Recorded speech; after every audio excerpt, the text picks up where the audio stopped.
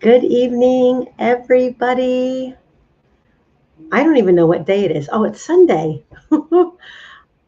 Oh my gosh, I worked a 10-hour day today. I'm tired, but I'm here. And where's my mean girls? All my mean girls. Everybody who's got an opinion, you're a mean girl. So you are all now a part of the club. Welcome to Case by Case. Make sure you hit that like button and subscribe. We're just going to chit chat tonight, go over some things. We have the Vault episode tomorrow, and Quester is really upset that he can't be here tonight. He's 5.5 hours into the future, so it's night time for him. If my mod Tom took a nap like I told him to, he will be here, but if not, he'll have to catch the replay. So everybody go hit that like button and subscribe. Hey, Travis. I have a blast from the past. All right, well, a little bit. Where's she at? There she is. Hello. Hello. How are you? I'm I'm so excited to hear what's going on. I don't know any of the tea. There's nothing going on. Oh, Yeah, sorry. no. Well, you're a grandma. I shut up. Yeah, I am a grandma. I'm Mimi or Me. Amie or whatever you want to call me. Welcome in, everybody. There's almost 100 people here already. Please hit that like and subscribe button. I am really pushing for that 5,000 mark. Hey, Julie. Woo woo. Woo woo. I do have some scoop. Yeah, tell me. I know. What's I know. You were texting me. I can't. We're going to go through it step by step. I have to be organized in chronological order.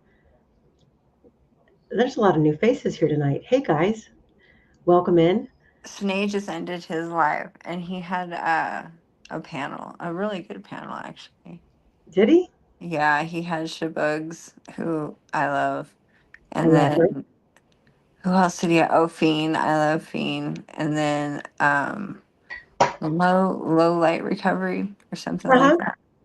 They were talking about Flora. Oh, and what's her? Oh, old girl Meow. I love her. Tara Meow was on. Oh, I haven't. talking We about haven't heard from her Flora. for a while. I Hey, know Andy. they were talking about Flora and like fires in Carroll County and stuff. So they just ended. So I'm sure a bunch of people came from there. Yeah, I might have to go check it out. Yeah, she's always good. Everything I know about Flora, I learned from Meow. For real. Yeah. Yeah, Meow's a smart girl. She is Mother of Dragons. Mods, welcome in. I have the best mods. Listen, I said it a month ago, not quite a month ago. I need you guys all to email me because I have some things I want to organize with you. So, Travis, yes, my youngest child had her first baby, Kylan. Oh my God, he's perfect. She was here yesterday all day. We cooked out and I got to do some loving and hugging on the little baby. Oh my gosh, he's so cute. And we are leaving for vacation this Thursday. So she's going to come over and she's going to take care of the Rock, my parrot. Nobody wants to take care of my parrot because he's an asshole. Bottom line, flat out, he's an asshole. Um, he They talks usually all, only like men. he does. He loves men. And The so my daughter African is like, Greys and German Shepherds are usually prone to men. yeah, well, he loves men. And I don't care who you are. If he's never met you before in your life, I feed him, I bathe him, take him outside, give him all the attention in the world. And he sees a man and he tries to bite my finger off. Like, get away Exactly. from me. I want him. So my daughter's like, Mom, I'm not getting him out of the cage. And I'm like, you don't have to. I'll have plenty of entertainment for him. And he loves to watch TV. So, but he's a jerk. So, anywho, I will be beachside come Thursday. I'll have my laptop with me. I'm going to, I know it's vacation, but vacation to me is being able to sit down and focus. So, I'll be poolside with the laptop, working on a lot of things. I think I told you guys all that we have a big announcement coming up the beginning of September. It might be a little earlier, but there's a lot going on behind the scenes, and it just doesn't it's not just consistent with it's not just confined to Delphi. There's a lot of things that we're doing here on the channel that we're going to expand on. So, but Delphi is going to be a big part of it because I have an opinion of most people that this case is going to be going on for some years. So, anywho, how's everybody doing tonight? My daughter has her first boyfriend. Okay, that's exciting. I don't know. I mean, I don't know how I feel. I mean, obviously, I don't have very much of an opinion, but she's kept him very well hidden from me. I just found out like last week, and they've been together for like 3 months. Yeah, my oldest did the same thing to me. What she's And continued to do the same thing to me. I only found out because I went in her room and she had like those photo booth pictures. She had them taped to her mirror, and she was standing in front of it trying to hide it, and I was like, what is that? Because I wouldn't have even noticed if she wasn't trying to hide it. And I looked at it and she was kissing a boy, and I was like, you have a boyfriend? She's like, yes, how do you feel about that? And I was like, I don't care. Why would you think I would care? But yeah, but no, Yeah, I kind my oldest always cared. She was always secretive about that stuff. I don't know why, but she they're was. weird about it. She's weird about it. And he's like this short little Filipino dude, and she's like 5'10". Oh, And she's like 5'10". She's like a bunch taller than him. And I'm like, oh, what is going on? I mean, whatever. Whatever. Whatever makes her happy. Apparently they sit a lot.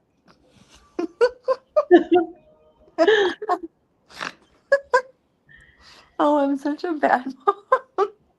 no, you just trust them until you can't trust them no more. Then you're like, okay, Well, you're a she up until like I thought like a week ago, I still thought she was in like boys are yucky phase, but she's gonna be 20 this summer. So this like ooh. coming up, yeah. She's not So a kid no more.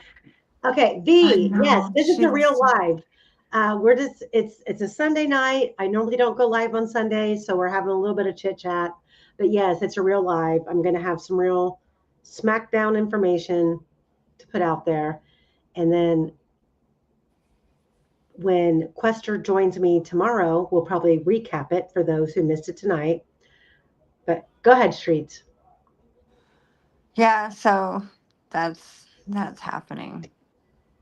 Well, it's not a bad thing. I'm not really stressed out about it. I mean, from the picture that I saw, he looks like a like kind of dorky. So I mean, I've never found dorky guys to be horrible, so I am okay with it, I guess. I guess. Bitch better not get pregnant though. Fuck. Stop. Listen, both of my girls told me in the same year and a half span, I'm not having kids. I don't want to have kids. I like my life without kids. I'm like, okay, that sucks. But okay. I'm like, patting them on the back, like, I support you. And I'm thinking, oh my God, can my son have kids? Like, I have to have a grandchild. And then all of a sudden, within the same year, I have two grandbabies. My oldest is 27, and she just had a year ago. Well, she'll be a year this month. And then my youngest just delivered. And so they have two grandbabies in the same year, two baby showers. And I'm like, okay, everybody's done. Take a break, take a breather. We're not doing this. Yeah. Everyone take a break. It's Everybody expensive. take a break. It's so expensive, and everybody's got opinions, and yeah. So My youngest just turned 18 and graduated. So they're all adults. But I'm not even sure if the youngest even likes boys. We're still trying to figure that out. But so yeah, I hope there's no grandchildren in my future, near future, near future. I'd Well, at you know least what? like to make it It to is what it 50. is. It is what it is. And once they're here, They're you know, blessings. they are. I mean, and I look at it, like now my young, like especially my youngest, because her and I are closer than the other two. And so I wake up every morning to a text message about something, and I love it. And, she's always seeking mom advice, which I appreciate. So, V, yes, that's okay. I didn't think you were being rude. I'm just telling you, yeah, you can, high alert, maybe, maybe not. But Yeah, I do have some good information. And if Cherie is still watching, Cherie, I dropped a link for you too. yeah. What's the information? Because my life is boring right now. Okay, so we all know, the transcripts have come out, the pretrial motions, all of the pretrial transcripts have come out, and everybody, there's a lot of people who are coming out of the woodworks with information who are sick and tired of the secrecy, the lies, and the non-transparency in this case. Why Michael says, why do grandparents and grandchildren get along so well? They have a common enemy. Well, That is for sure the case with my parents and my oldest. They love to hate me. but here's the thing. The grandchildren you can spoil and do whatever you want with, and then you give them back. Yeah, And you exactly. go, oh my God, they're psycho crazy, jacked up on sugar. I don't know why. So that's why. Okay, so um, let's get back to why everybody's here. What do you guys want to talk about? I want to talk about Erica. What do you about the Oh, lack of I transparency? listen. Did you Okay, hear about her court case? well, I know it was postponed, and I, Eight you know, months. But did I you don't. hear about there was people there and they went on another YouTube channel and talked about it. Jinx was there and she went on that oblivious Benson chick and she was talking about seeing Eric at the courthouse and it was actually I don't care for her very much, but it was pretty funny. Well, I listen. I'm not. I personally, I don't have anything negative to say about Erica. I mean, I should have, but I don't. I feel like she's her own demise, and I don't know. I don't really follow her court case that much, but I do know that as a private investigator, what she wants us to believe is not factual, and I have said it from the very beginning. After I got to know her and Christine, I went into that whole situation thinking that the two of them were um, real, legitimate PIs for supporting an innocent man. And then even between the two of them that I was communicating with, I was getting mixed signals. I was getting false information, contradictory information, and then I realized they were communicating with a whole bunch of other different people that they were giving different information to. And I started to kind of take a step back and go, wait a minute, like, why would they tell me this and then tell someone else something different?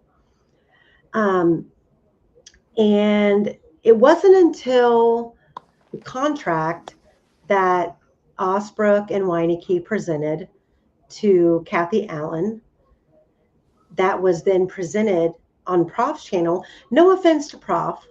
If somebody would have provided me with that, I would have gone live with it and said, hey, look here, this is what's going on. But in the manner and the fashion that it was presented, it was in a negative it was in a negative light. And I was like, I'm reading the words that are on the screen, and I'm going, okay, what is not to like about this contract? It's What pretty is normal. not just normal, but it's really like a fluffy pillow with a crown on top that any convicted felon would have jumped on the opportunity to have these two people representing them in a post-conviction relief case. So I'm going, I don't. And then I started to see Erica um, going on Facebook, you know, like blasting, you need to read this. You need to read this. People have this misconstrued. So I'm like, okay, I'll read it. Everybody can go back to that day when me and you, Streets, did that Yeah. live, and we read the contract word for word.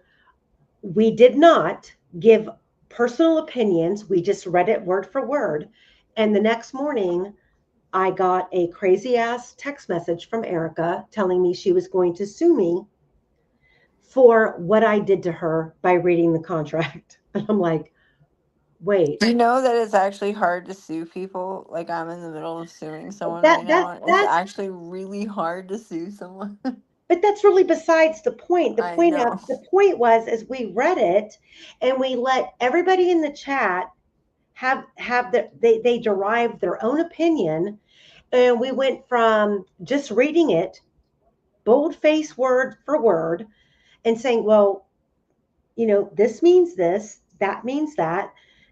And then I get that text message. And then the very next day, Prof goes live and he's literally scrolling, he's playing live my chat feed and destroying everybody in my chat for talking about this contract. And I'm like, wait, what Calling was us the the point C then? word. Huh? Calling us Oh, the C word. yeah. Well, that's okay. Yeah, we And can do my the C favorite word. is, may your apology be as loud as your disrespect. That's those dumb bitches. Yeah, well, whatever. Yeah, I mean, that's fine. Yeah.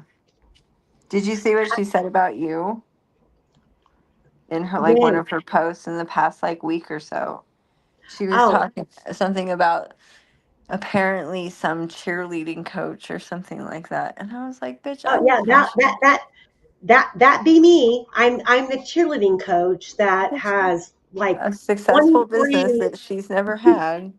23, national titles. Like my daughter, don't even get me started. I'm I not even know. going to stoop to her level, whatever.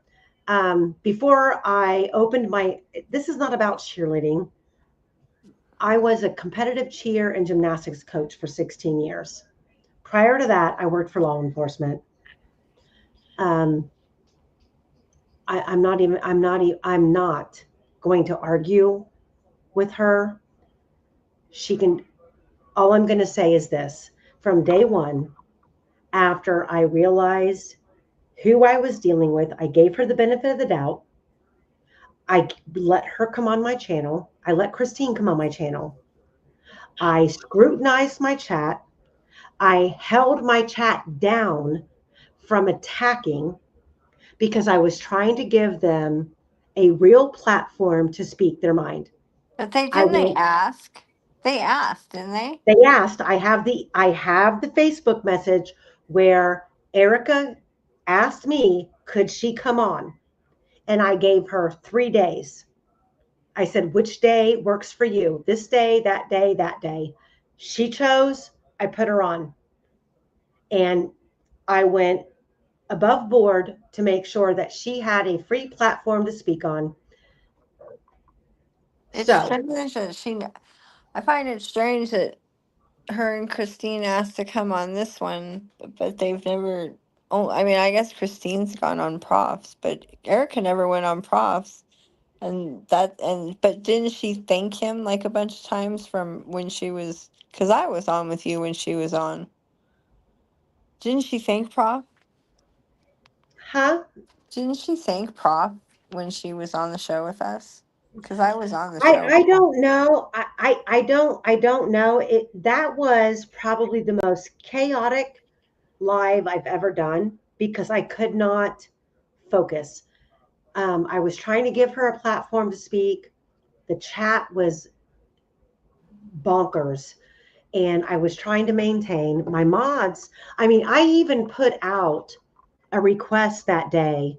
And for those of you who are in the chat who may remember, I even put out a request that day for additional mods because I knew it was going to be crazy to Yeah. get a couple of more mods to come on and help me maintain the chat. Regardless, I did my due diligence to give her what she needed. And once I realized after the fact why everybody was so viciously attacking her, I still kept my mouth shut because, you know, this what I consider myself, like, everybody says that, a YouTuber, digital creator. No, I consider myself all a alternate media source. And an alternate media source is where real facts, real time information can come in. And I'm not saying I'm better than MSNBC or Court TV. What I'm saying is that when you are covering a real time crime case, people are more comfortable coming to people like us than they would be going to law enforcement. I don't know why. And we have the ability to watch, see, like, and I'm not the only one. I'm not the only one. I know that every single creator out there, alternative media source, get emails like I do. I get tons of emails of information. And I know that a lot of people are like, oh my God, she didn't even respond. But it's a little overwhelming. And you have to go through and you have to, decipher what's quality information versus, I respond and then I don't get a response back. So I can't do a whole lot more with it. Um, at the end of the day, I try to do the best that I can do. As far as, I work a full-time job. I do this on the side. If I could do this full-time, I would. I can't afford to. I have, you know, I have a real life to pay for. But um, and I'm really heartbroken at the fact that I really thought that the community had a real resource in two women who were actual private investigators for Rick Allen, who could help guide us through the storm. And they've turned out to be a freaking chaotic mess. A clown show. That's, I mean, I'm just completely saddened by that. And then to follow up on just that, the more like now that these transcripts are out and we have access to sidebars and we have access to all of the trial transcripts for pretrial hearings, and then you've got people coming forward saying, hey, I mean, people need to understand that there's people in Delphi who believe this is a fucking joke. Yeah, Laura, this is a fucking joke. And they have access to information that's never really been put out there, and they're like, okay, now's the time.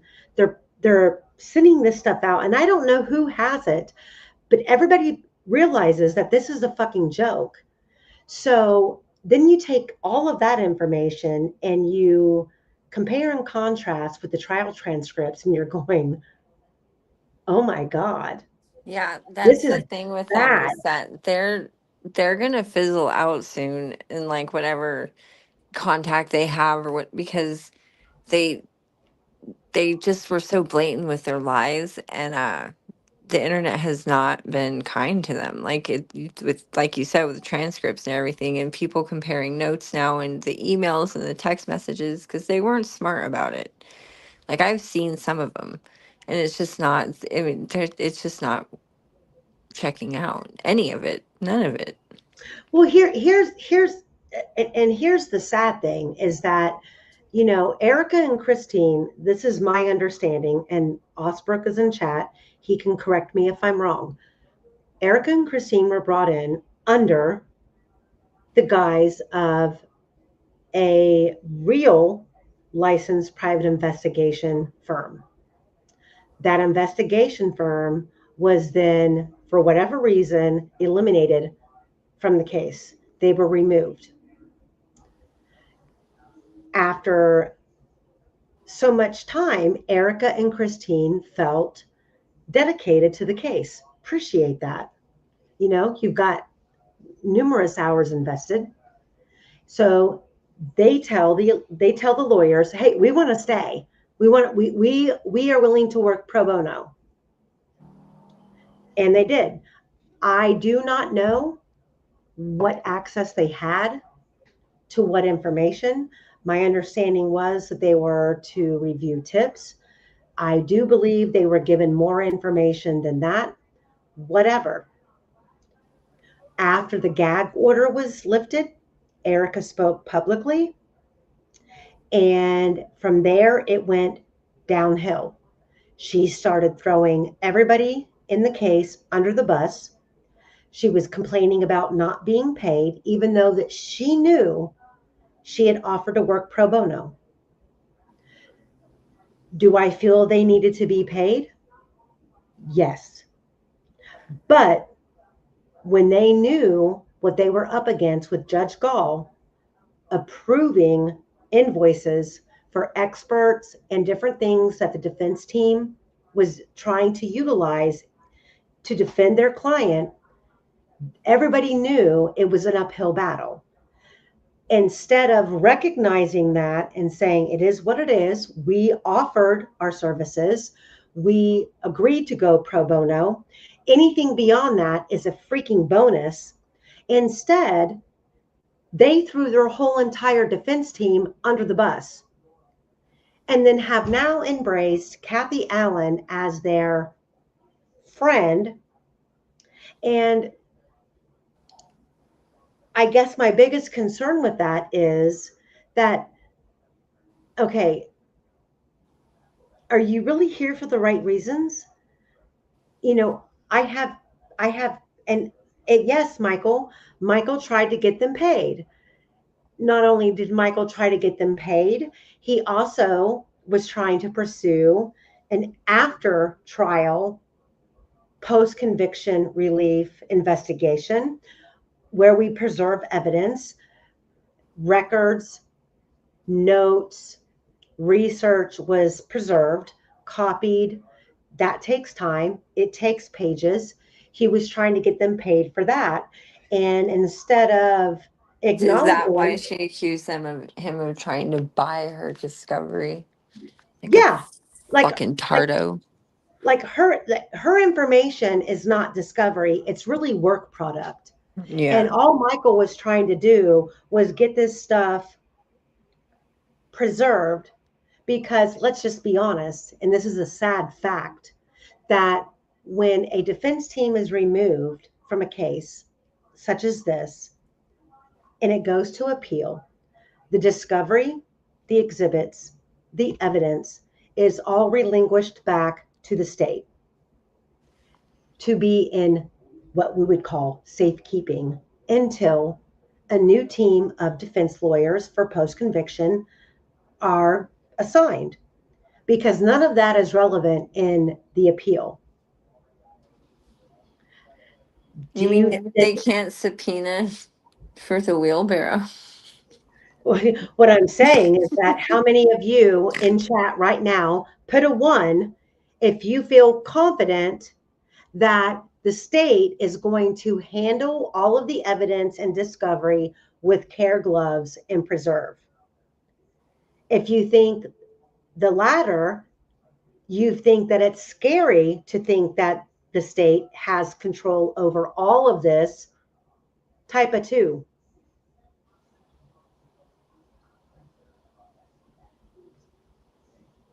What are we doing? I said, if everybody's going to put a 2. I said, so. I was reading what Michael said. I'm sorry. No, that's okay. So if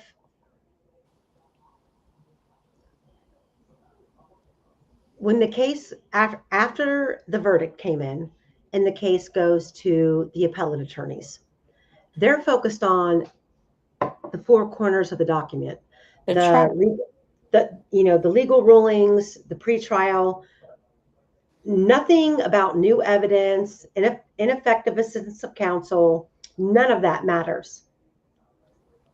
It's all about what happened during the trial. So in Carroll County,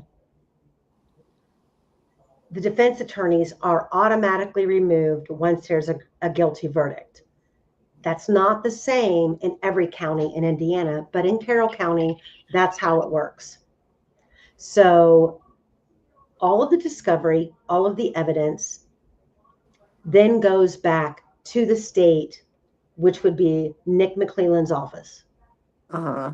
And how does everyone feel about the state handling or being in control of all of that evidence? And is it really in safekeeping? It's in Kathy Shank's desk. Yeah, pretty much. And as a foster child, I will tell you that a social worker's desk is a nightmare. Radar, I don't know. I mean, I honestly don't know. I know that in other counties it's different. And usually, I mean, you would think when from a legal perspective, in my opinion, which who am I? You would think that, when a verdict comes down that's not favorable to the defendant, so I'm talking a guilty verdict. You would think that in every case, the attorneys who represented that client would be removed, because 9 times out of 10, if those attorneys are going to address the appellate court, they're not necessarily going to incorporate any wrongdoing on their part. So you have to look at this, which I truly believe that the way that Carroll County handles it is a great thing. Hey, Hey, Jerome. So yeah, I think the way Carroll County handles it, that the defense attorneys were removed, that's a good thing, because then you have a fresh set of eyes coming in to overlook the appeal. But the appeal only encumbrances certain aspects of the case. Post-conviction is a much broader range, and that's really where we need to be. So let's get into the chaos tonight. Yes.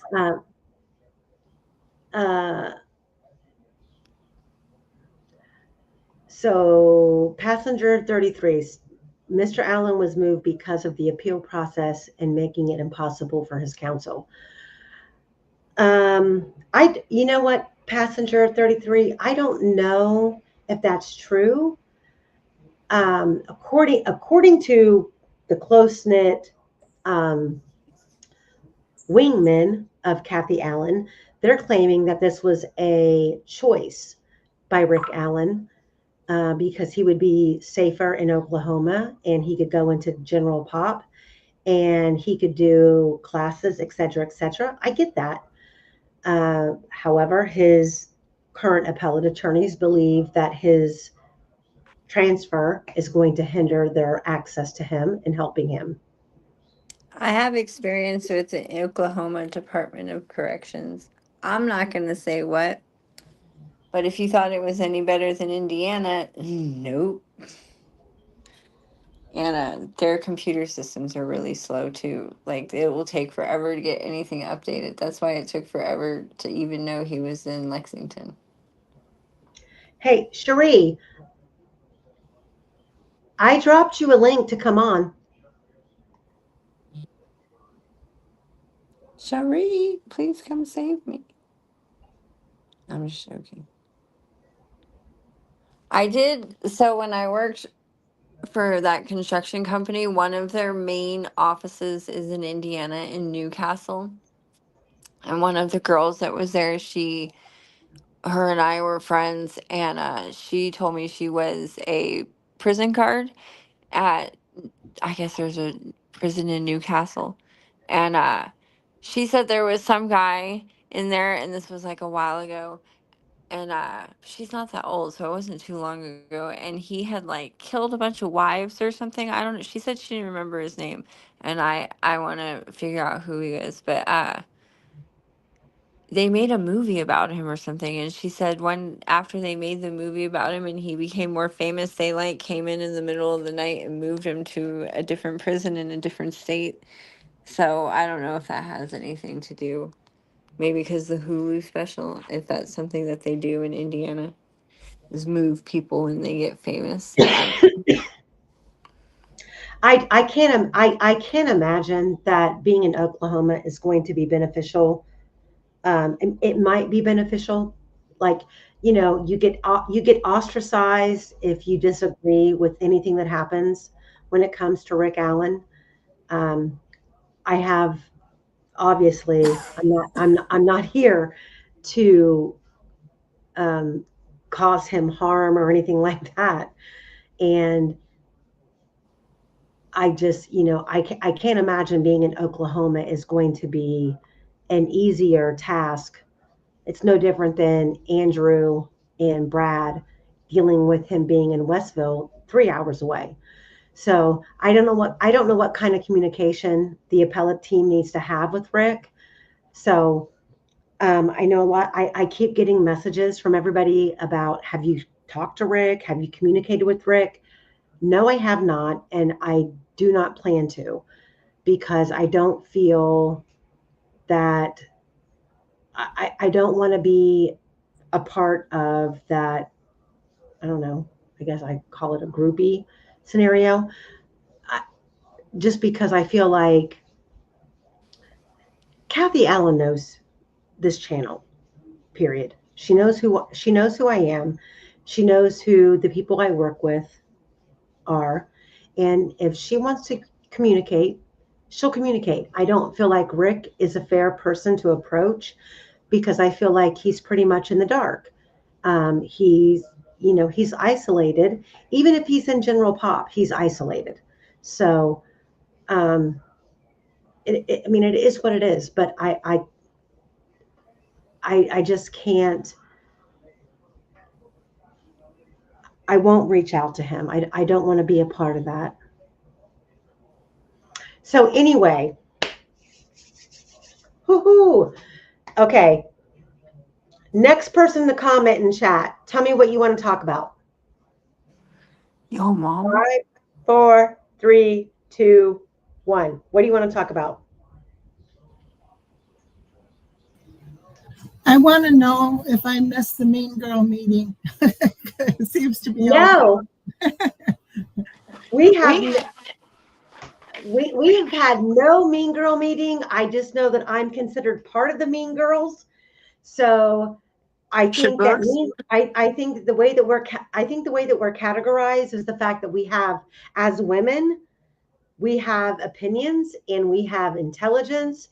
And I'm talking about all of us who are females, All Eyes, Criminality, R&M, Angela, Courtney, Teresa, yada, yada, yada. All of us who have channels, who have real intellectual opinions, we're mean girls. And that has really put a divide in this community for no reason. He barely has a channel left. Like, he talked himself into a corner and he isolated everybody but like the trailer groupie meth heads, and they've all banded together in their little corner of the trailer park, and they're having a grand old time over there. But he's had to take most of his channel down. So, I mean, he was supposedly going to quote unquote take a bunch of people down. And at the end of the day, he barely has a channel. Wow. I haven't even, I haven't, well, Have you seen his channel? not He like got that. No. So he got so many strikes, I guess, from Frank Meister, and a bunch of people were giving him when we're going through his videos and actually striking him for the stuff that he was doing. And he had so many going through. He has a Substack now, and that he he took a bunch of them. He made them private. He on one channel he's got like 11 videos, and like 3 of them are Delphi. He's had to pretty much take most of his channel down on both channels because he had the 2. So he's backed himself into quite a corner. And he can't really do anything about it. He won't eat crow. He won't admit that he was wrong. He won't stop talking shit. All the women are still horrible. We're still all mean girls. But now he's like trying to move on from Delphi, but he's not getting any views, so he's gonna have to circle back. So we'll see how that goes. He's just I don't follow him. I honestly, honest to God, I like anybody who sends me a video that emphasizes you have to watch it, then I'll watch it. But other than that, like I really don't have time. Like I don't have time. Melly Mel, have you talked to Reese lately? I have. Reese has a girlfriend, and the 2 of them together. I don't think I've told a lot of people this. I think I mentioned it one place else. But a while back, Reese had a health issue while in the prison, and he filed a lawsuit and he won. So Reese got a settlement, and that money is sitting in a bank account that he has access to utilize as needed. So him and his new girlfriend have hired attorneys to fight his case. They're trying to remove the enhancement on his case, which has to do with where he was living at the time versus the distance. And he has sent me some information on that. I'm going to cover his case because Michael's provided me with the trial transcripts and the exhibits and all of that. But I'm waiting a little longer because his new attorneys are trying to cop like a deal with the prosecution. So any type of negative content could really hinder that. So I don't want to do anything that's going to disrupt what's going on there. But I do have all of his information. But yes, I have talked to Reese. I talk to him at least, I'd say 2 or 3 times a month. Michael Osbrook, should we talk about car stuff? We can.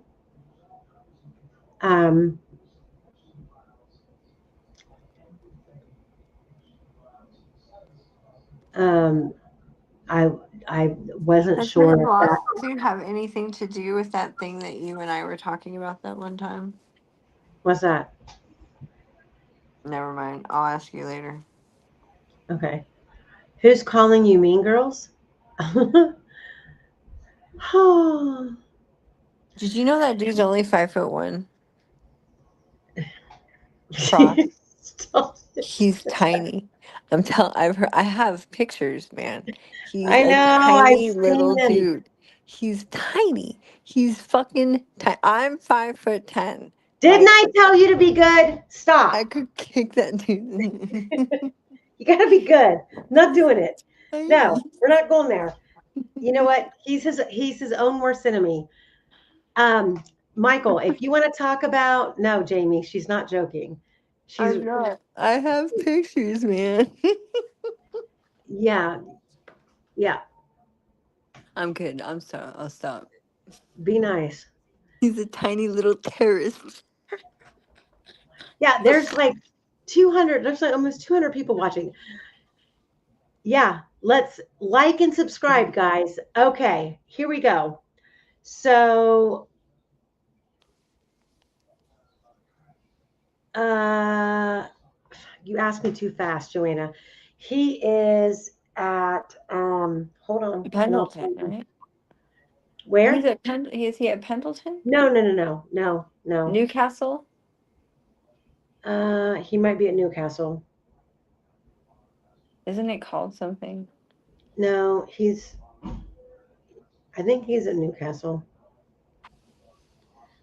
Hold on.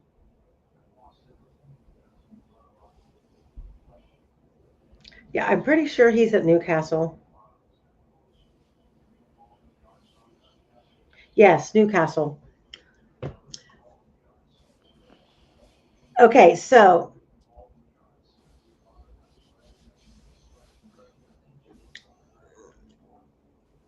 let's talk about, okay, so you guys in the vault, you know that we've gone over the past 4 weeks. We went over the cell phone data that we have access to, the GPS that we have access to, and we've mapped out the various routes that the girls could have taken to get them to an end result.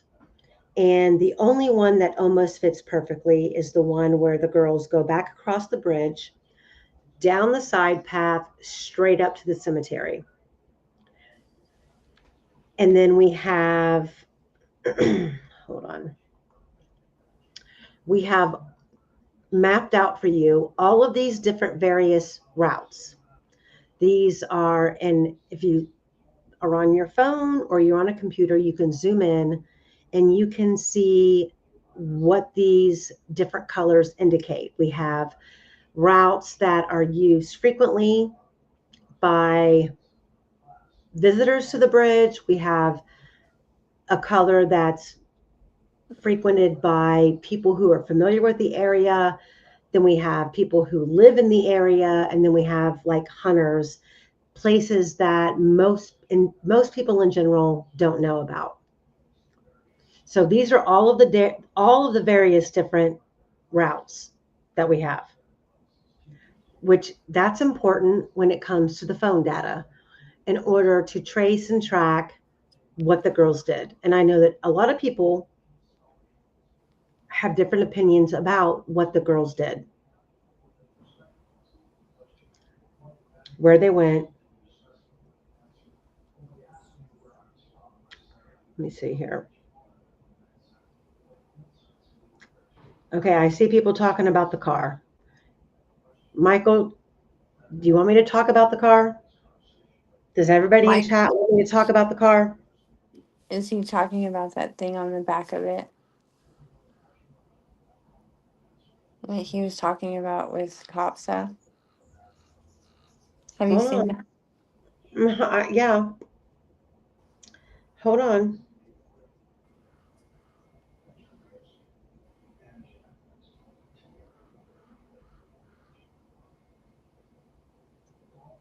I can pull it up. I gotta go feed the horses soon.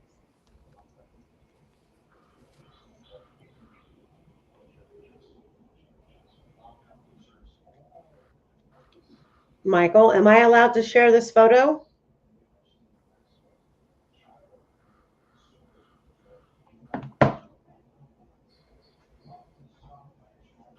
Oh, shabugs, I have a lot.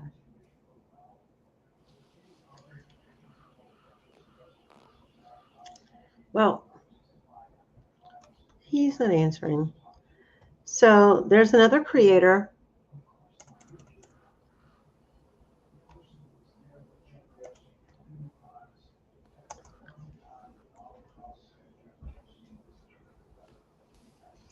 There's a crow.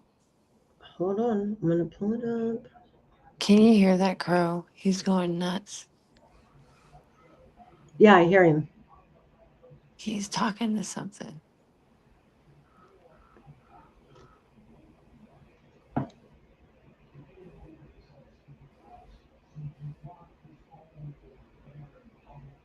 He's been hanging out all day. Did you say the classic overthinker had your answer? Oh, now Michael answered too. What do you say? Yes. Okay.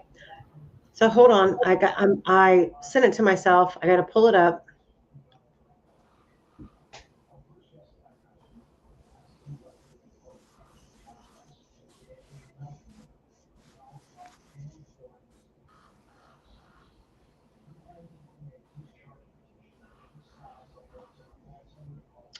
I'm pulling it up.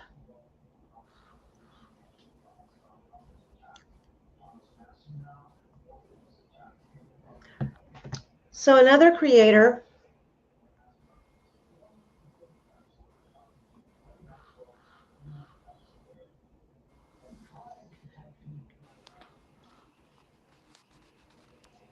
did some aligning on the car, which is right here. No, Luke is not Quester. No, Luke is not Quester. Sorry, They guys. both just have English accent. So looking at Rick's vehicle in the garage from the search warrant photographs versus I'm going to call it the placed vehicle on the Hoosier Harvestor camera. You can see the difference in the tire alignment with the back taillight. They do not line up. It is not Rick's car. And furthermore, the bottom image from the Hoosier Harvestor, that car appears to be floating, as if that car, look how pixelated that car is versus all of the other vehicles that we see on the Hoosier Harvestor camera. And then speaking of, it is indisputable, Michael. Then speaking of the fact that we only have screenshots from the side view of the camera on the Hoosier Harvestor. People can argue with me all they want about the camera. That camera on that side of the building is not built to project and get clear-cut images that far away. However, there's another camera on the building. And we know that because it captured, of course, multiple people driving on this road. The trail, the entrance to the trail is actually not far down this road, right across from Mears Farm. It's on County Road 300 North in between the two entrances to the Monon High Bridge Trail. Video from this store is mentioned multiple times in the docs. Police say they saw a car resembling Richard Allen's drive past it 1:27 p.m. the day the girls went missing. Now to the Freedom Bridge, part of the Monon High Bridge Trail passing over State Road 25. It's on the opposite end of the trail from the Monon High Bridge and near where court docs say Richard Allen said he parked his car on February 13th, 2017. Video at Hoosier Harvestor, including interviews and electronic records. They believe Abby and Libby were dropped off across from Mears Farm at 1:49 p.m. Now, of course, the Mears Farm we mentioned, not just near the entrance to the trails. Investigators say they spoke with a woman who said she was on the trail. I don't know why the audio keeps cutting out, but I want to know. No, Michael, we don't know the other camera was working, but we should have been told if it was or if it wasn't. That's my issue. Well, there were two cameras on the Hoosier Harvestor. The one in the front didn't work. So we're lucky to have this footage. And it was off by 54 minutes because we determined that because we did this. We don't have any of that.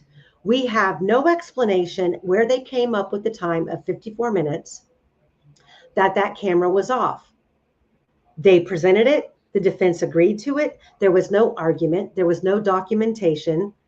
All I'm saying is that in normal cases, the defense would request an explanation to where, how are you getting this time differential on this camera? Explain it to us. We have none of that. RA was not walking by. We don't have RA walking by anywhere.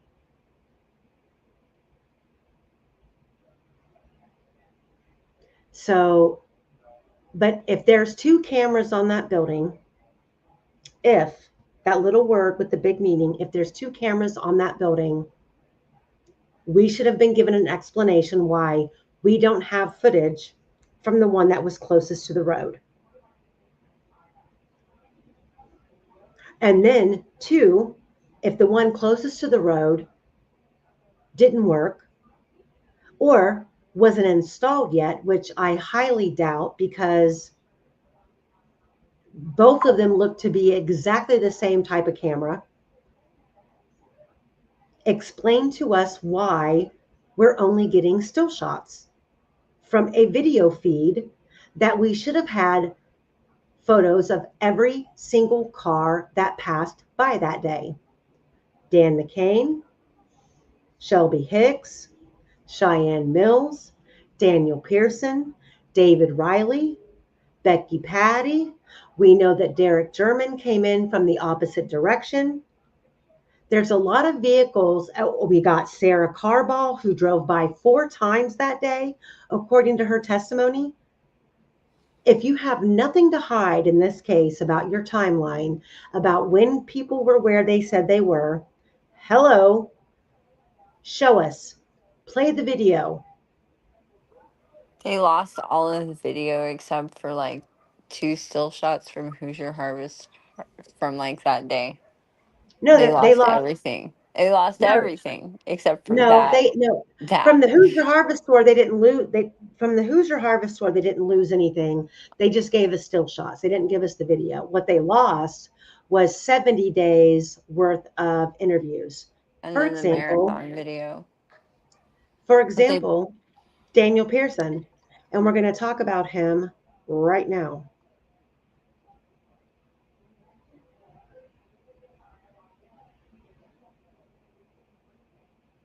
So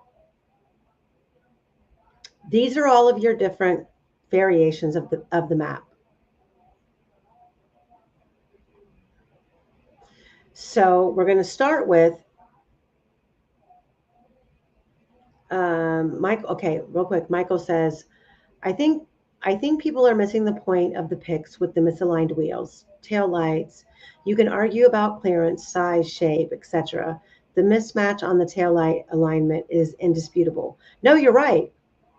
I think for the most part, everybody who is here to support Rick Allen agrees so that it's not his car.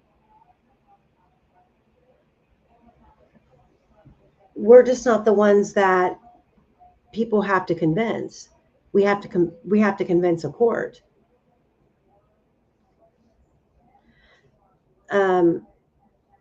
Speak for those who can't. Ask Baldwin for the Hoosier Harvest Store video. He has it. He probably does. And it was probably buried under 5,000 gigabytes of files that were all mislabeled. The point of the matter is you cannot take away the rights of a man and convict him for the rest of his life because an individual failed to do their job, or 2, the evidence was incompetent, that you cannot get factual proof from anyone, from any of it. No, I on this channel, I'm not here to argue with you about if Rick is guilty or innocent. I'm here to argue with the fact that Rick Allen did not get a fair trial, which means those 2 little girls do not have justice and we don't know what happened. And I cannot continue to argue with people who want to tell me the sky is blue and then turn around and try to argue with me why it's really not blue. There are so many things in this case from beginning to end that are so ridiculous. It cannot all be chalked up to coincidence or accidents or failures. The word is intentional. The mistakes, the secrecy, the lies, the buriedment, the lost evidence, the lost video is intentional. And the why is what all of us want to know. Who are we covering for? Why did this happen? And who did it? And it's very clear it's not Rick Allen. Not because anyone here is supporting a child killer.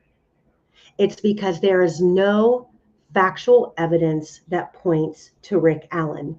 And everybody who wants to say, oh, well, he was there, he had a bullet. Well, you know what? Let's go down the list of people who were there. Let's go down the list of people who lied about where they were. Let's go down the list of people who also owned the same type of gun that Rick Allen owned with the same caliber. The number of people that also confessed to killing those girls. And who knew details about the crime scene that nobody else would know. And I am sorry, but the white van is a bullshit story, because the white van story was out there for years, and Dr. Walla was in chat. She was in YouTube channel groups. She was discussing this case. She went to the crime scene. She knew about the white van. And the only time this white van was brought up was during a interaction between her and Rick Allen that one of a million was not recorded. And we're supposed to take her word for it. And then we're supposed to forget the fact that she was completely fired from her job for breaking every ethical rule that there was that she had to uphold. What was her screen name? Do you remember what her screen name was? I don't know. The horses can hear me talking. They're mad, but I'm deep. Ask Ray Hughes. Oh, yeah. I wonder who she was. You can't, like, every single thing, every single backdrop of this case that the state uses as a, like, anchor. I'm talking box cutter. The state knew about the box cutter in 2017 from Reese Davis because he was told that by Ron Logan.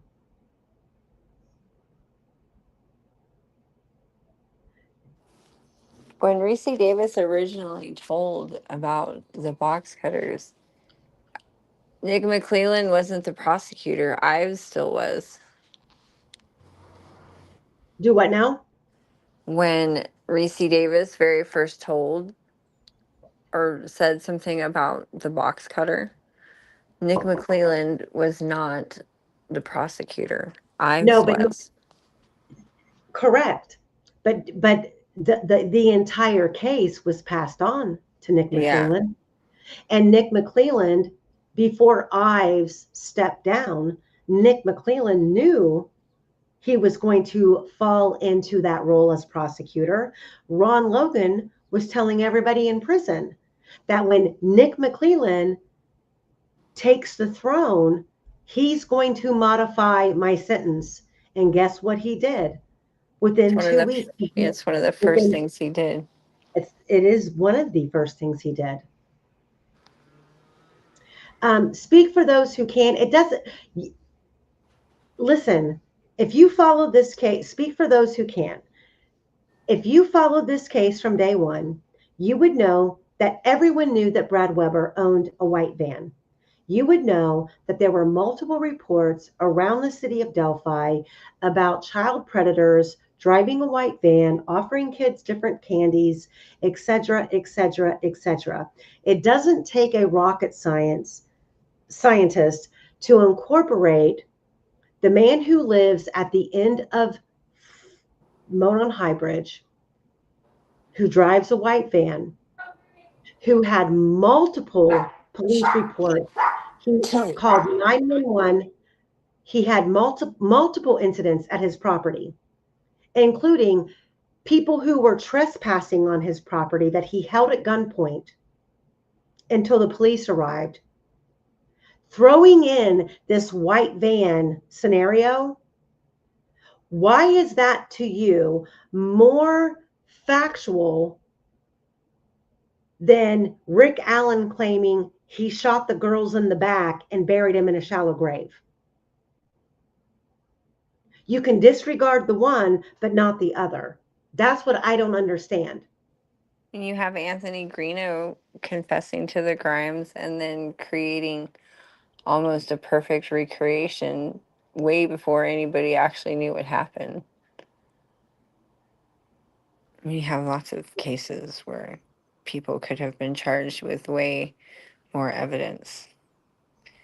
I remember someone saying, I heard it the other day that, I forget who said it. They said that the reason why Rick Allen was a patsy because he was like the only one in town that you could look into and dig their, tear their life apart, and they wouldn't be connected to any of the crimes of the people that are being protected. Yeah, yeah. I forget who said that, but I was like, that's pretty profound. Exactly. EOA. Exactly. The white van. And that's another thing. That was a good point. Rick never even said a white van. He said a van.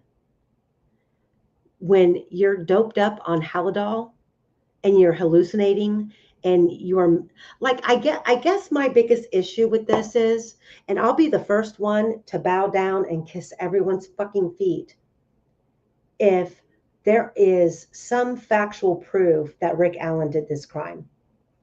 Okay. All I know is that he didn't get a fair trial, and nothing points to him being there that at that moment in time when the girls lost their lives. But what I will say is that there are so many other things that lead emphatically to other people. And all of these things, it's almost like the people who believe that Rick Allen is guilty are grasping, like they think that we're grasping at straws. We feel like they're grasping at straws. And it's a conundrum. It really is. And what really matters is the fact that we have to decide, what are we here for? Are we here because we just want to be assholes? You'd be climbing through cobwebs to try and convince a million people that a guilty man is innocent. Yet I'm climbing through cobwebs over here trying to prove he's guilty, and I can't find the answer to that. You don't, as a state, as the seekers of justice, the seekers of fact finders, you don't have to lie. You don't have to conveniently lose hundreds of hours of interrogation videos. If I was the mother of Abby or Libby, and I've got Doug Carter standing at that podium every single day, pouring his heart out how much he wants to find these killer, and describing how, the way that they were left in those woods is not how they're living today.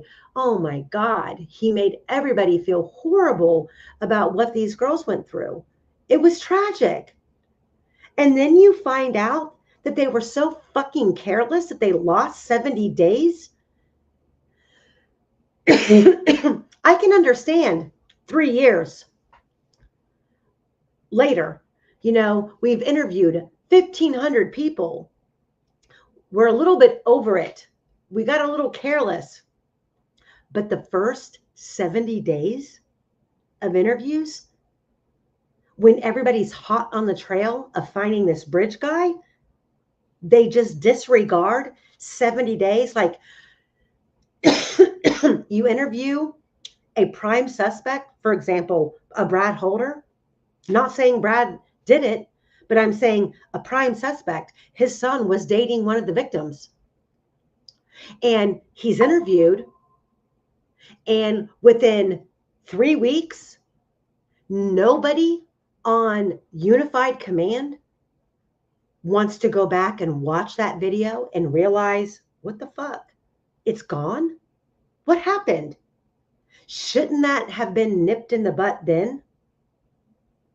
All of these things that transpired, is it really an accident? There comes a point in time where you have to smack yourself in the face or pour a bucket of water on your head and say, wake the hell up, because this isn't possible. And if this is what the state of Indiana is hanging their hat on as their their prestigious law enforcement agency, the state of Indiana is in big freaking trouble.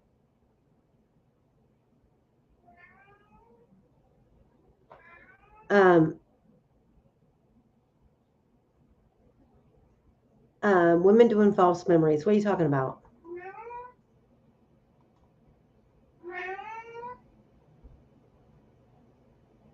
Hold on, I got to read this. I think she meant somebody was trying to stir up stuff. Stir the pot.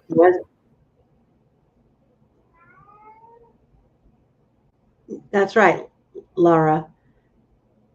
And Walla got fired.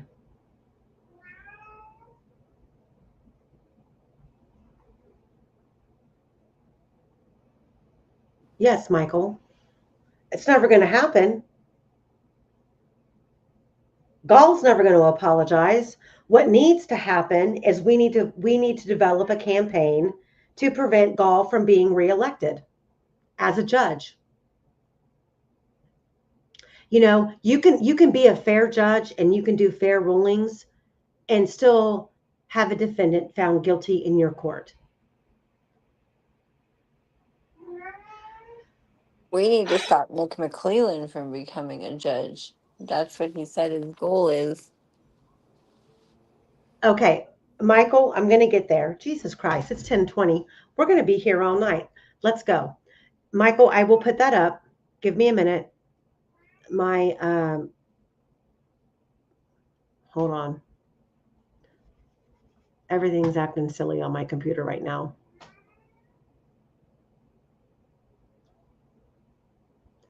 What is going on? Hold on. My mouse is like froze.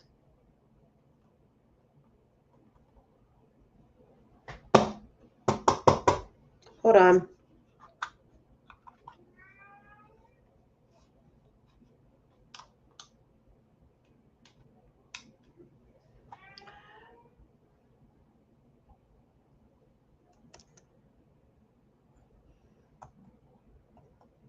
What is going on? Okay. Whoop.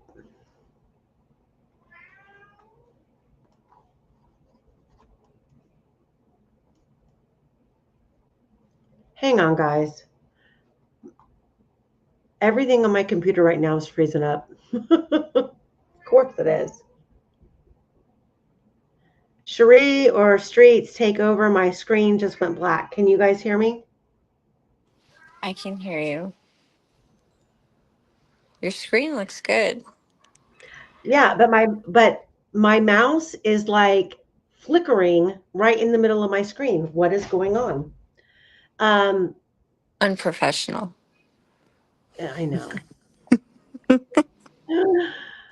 It's Sunday night. This is the mean girl. This is the mean girl room. What are you talking about? I can be unprofessional. I'm gonna go. It doesn't take that long. They're already watered and everything's already done. I just gotta drop hay in like 10 minutes. Okay, so. I think it's becoming unfrozen. It's now moved off the. What in the world? Only me. What are you doing? Oh, there you go. Wait a minute. Remove. Add a slide. Yes, it's okay. I'm back. I'm back in action. Okay. The bitch is back. I'm back. Okay, so listen. Let me get through this, and then we're going to get to the meat and bones of tonight. Osbrook really wants to open a can of worms. We're Just going let to do him it. up. I will. Give him I'll give him the link. link. I will. He's itching.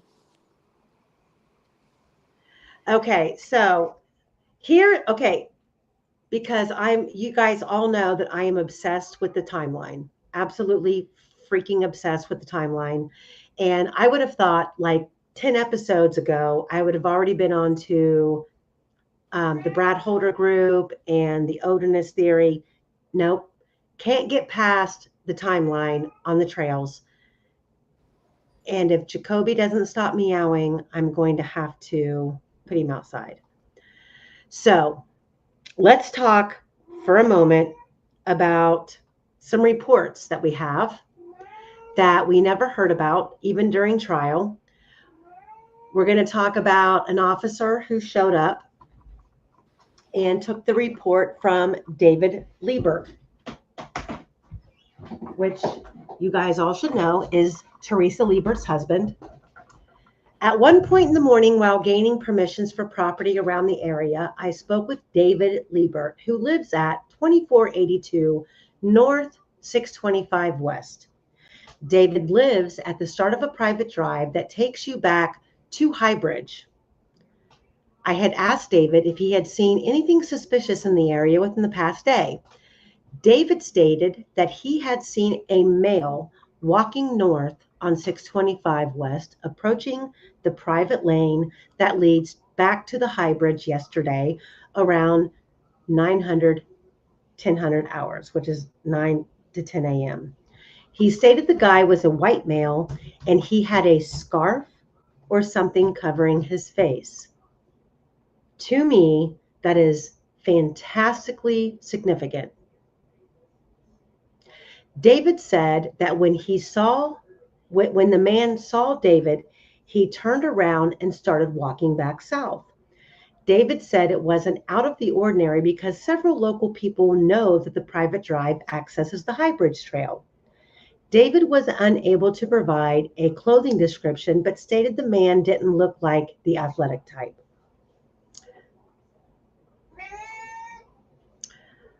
Here's another account from a different officer. I was still working on February 14th, the day the girls were found, 2017, when I went to the Dave Liebert residence to see if they had seen anything in the area since they are near the crime scene. I spoke with Mr. and Mrs. Liebert at their residence located at 2482 North 625 West. When asked if they had seen anyone or anything strange in the area, they advised they had seen a male walking on the roadway on February 13th, 2017.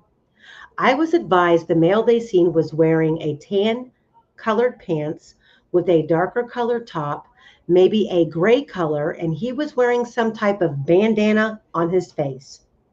I was advised that you could see what appeared to be a scruffy beard under the bandana. Mr. Liebert advised he and his wife was going to town and they noticed this white male walking near their mailbox. I was advised when this male seen them leaving their driveway, he turned and started walking south on the roadway away from their house. The Lieberts advised they had not seen this person walking in the area before. Now, type in number one, if I need to pull up Teresa Liebert's testimony where none of those details are included. A man with the face covering.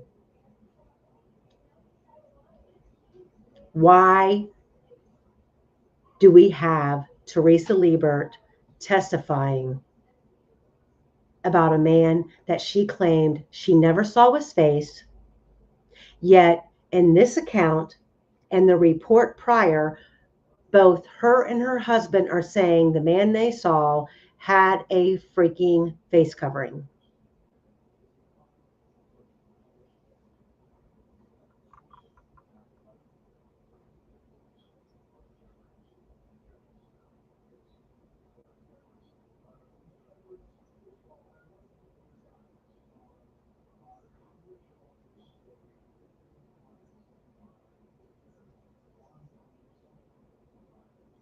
Kelt said, the troll told me that happened in the morning, so it doesn't matter. Yeah. Shouldn't matter that somebody would be out there in the morning scoping out the area where he's about to attack two girls.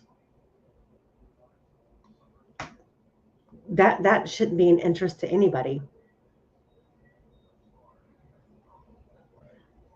And the bigger problem is, yeah, the Lieberts are related to Lesenby. That's great. And you know what? That shouldn't matter when the defense had these reports. And Teresa Liebert was called as a witness.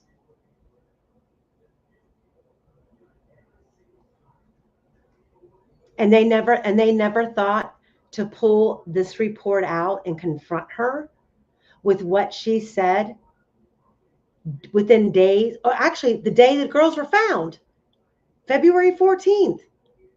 They didn't feel the need to confront her with that. And now here's her testimony.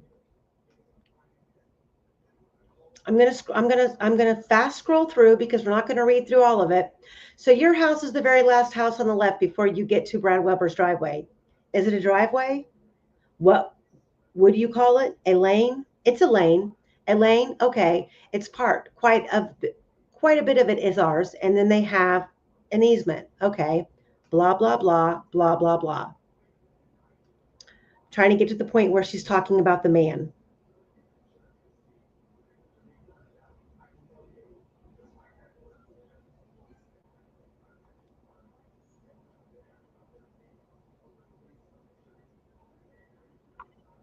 Hold on. I should have highlighted it.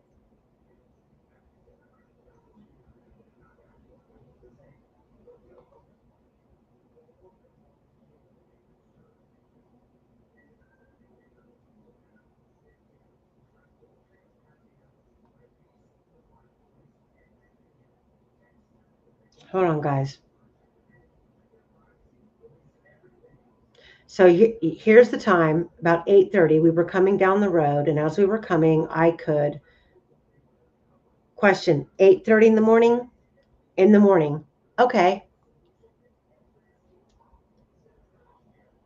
They put their mail in the box when they would go to work. They would pick it up when they came home. Okay. And it just seemed strange. Yeah. So we pulled in the drive and got out of the truck, and I went, and he was gone. All right. And he wasn't down the lane. Did that strike you as odd? Just curious, where'd he go? Question. Okay. And did you even comment to your husband about that? Yes. Okay. And why did you comment to your husband? Well, yeah. Who's that? Where'd he go? Question. All right. So today, could you describe what this person looks like? No, I didn't. As we were passing, I just kind of glanced and looked back because it's not nice to stare. Okay. All right. Now, if that person would have gone down your road, 625 West, and then past that gate, where would they have ended up?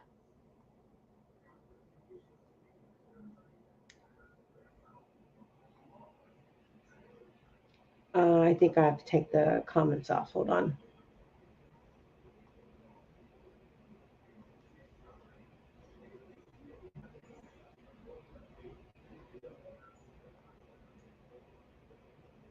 Where would they have ended up? Down at the High Bridge. At the High Bridge? At some point in time, did you talk to law enforcement officers about what you saw? Yes. Hold on. I'm going to wait for this band to disappear. And did you go in and describe who you saw and what you saw? Yes. And why did you do that? Because they could, well, when the girls were missing is when that happened, why do you think it was important to let law enforcement know about this person that you saw? Because they asked us if there was anything strange. Question. How long of a walk would it be from your house to the High Bridge? Half a mile. I personally don't think it's that long. Question. Okay. So if you had to walk it, maybe not you and I walking it, but like a Okay. See, it's shit like that I'm going, what is the defense doing? Like those kinds of questions are stupid. Answer, I walk it. Question, younger person? It's a good walk. Question, yeah? Yeah. Okay, if you walked it, yes, I've walked it several times. Question, okay. Did it take 5 minutes, 10 minutes, 15 minutes? I don't know because I'm goofing around. I never, Question, okay. It's not too far though, is it? No, no. See, that kind like this whole this whole questioning scenario is ridiculous to me. It's not polite to stare. What the fuck? Like, I mean, you have a man's life in your hands. And this is the kind of fuckery that a defense, like, you know what this reminds me of? It kind of reminds me of Lori Vallow's defense team, who did absolutely nothing for her defense. Like, they made a big deal about the odonism in the Franks motion, and everybody was, and there was a lot of meat on that bone. You had the Purdue professor, you had, Murphy, Ferenczi, Todd Click, all of them, promoting their odinous report. That all made sense. You had the connection, you had the nexus between Patrick Westfall, Elvis Fields, Brad Holder. All of that stuff made sense. But all of this other stuff that's in black and white and in writing, you can't ignore that. And the fact that they didn't request extra hands and extra eyes in this case to help them weed through all of this. And after all of this has transpired, you have Andrew Baldwin going on social media saying that he believes that Rick Allen is factually innocent. I agree with that, but you really could have done more. You really could have and should have done more. This is so frustrating to me. I mean, I don't even want to read any more of this. It makes me so mad. I think everybody gets the point. Her and her husband both say that the man had a face covering. He wasn't athletic. He was there between 8 in the morning and 10 o'clock in the morning, heading toward the south end of the bridge. Okay, who the hell is it?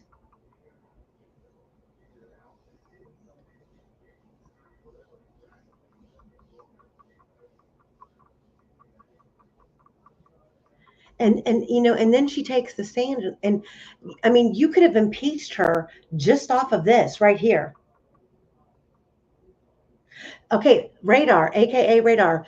The problem is that this report right here is not off of social media.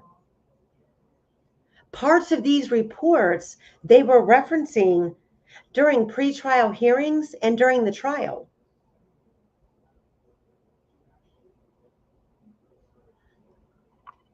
Yeah, Michael says they turned down free help from some pretty brilliant people.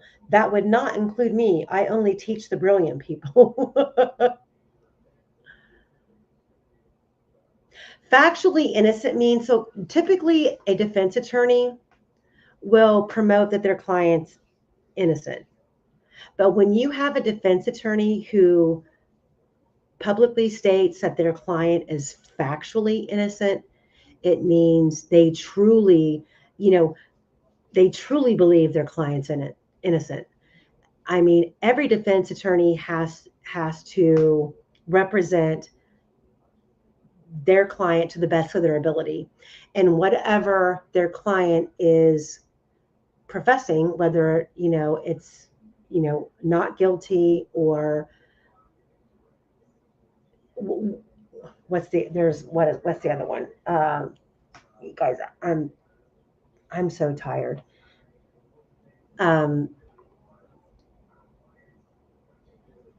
Where you're not saying one or the other. You're not saying guilty. You're not saying innocent. You're, no contest, basically. That's what it is. No contest. So a defense attorney is going to go with and support their client. But when you have a defense attorney coming out and saying that their client is factually innocent, it means they've seen all the evidence in the case and they truly believe in their heart of hearts that their client is innocent, that there's no question.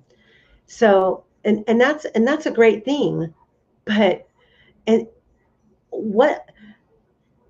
most cases, a defense attorney is trying to utilize the law and not bend the law, but utilize the law in their client's best interest to save them the worst outcome. Because not most defense attorneys are representing a guilty client. And, you have to talk the law down off the ledge, so to speak. But when you have a defendant, it's kind of like a small chance in a case like a murder trial like this, that you as a defense attorney can say, my client is factually innocent. And the ball gets dropped like this.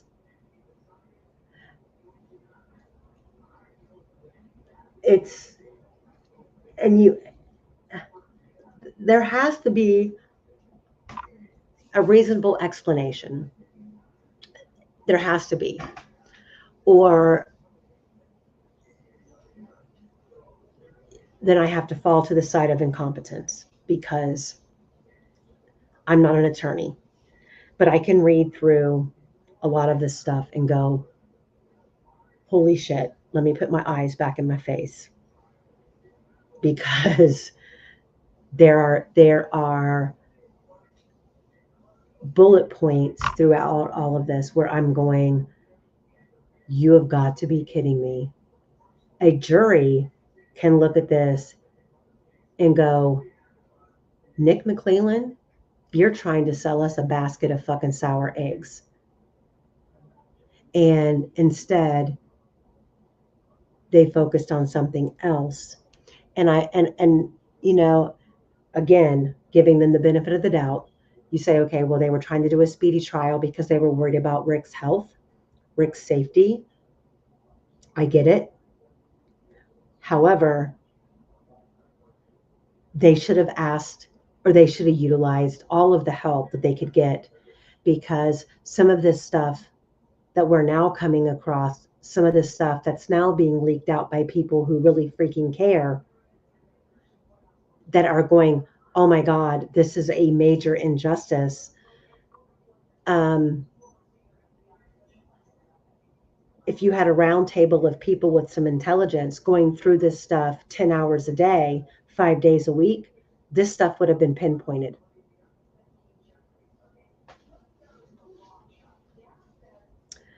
So let's keep going. Osbrook, we're going to get there. I promise. Cherie, are you still here? Streets, are you still here?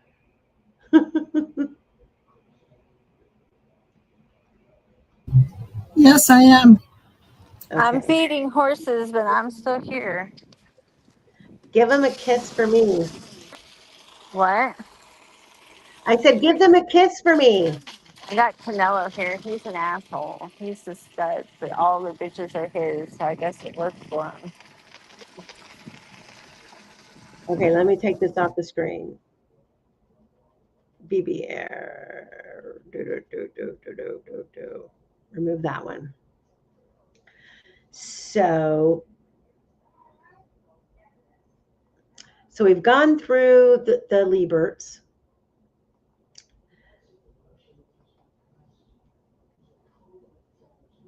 We're going to skip that.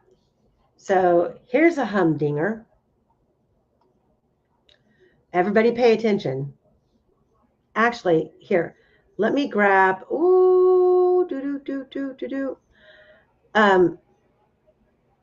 guys can look at this and read this for just 1 second. I need to grab a bottle of water. And then we're going to go on to the next section, which is going to be a big one. And then we're going to get to Osbrook's bombshell. Isn't Liebert related to Lesenby? Sarah Liebert? Is that, or is Teresa Liebert? Who's Sarah Liebert? I don't know if it's a daughter. Yeah, they are related, but I'm not sure what the connection is. If it's a daughter or a sister Like of a sister Teresa. of Lesenby? I know the sister of Lesenby, Sarah, is a Liebert somehow, but I don't know how. I'm not sure either. But I know that this picture, this whack job sketch with the man with the hat on, I want to know how they got that face when they both reported he had a face covering.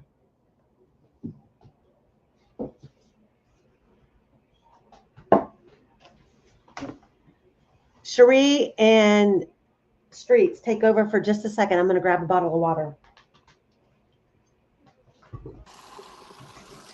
I'm watering horses right now. Hi, Bella. They love it when you water, but they shouldn't suck from the hose because it'll get them colic, and they love to come over and try to suck from the hose. Stop it. Stop. Stop. And they just lick your hand, and you got horsey slobber everywhere.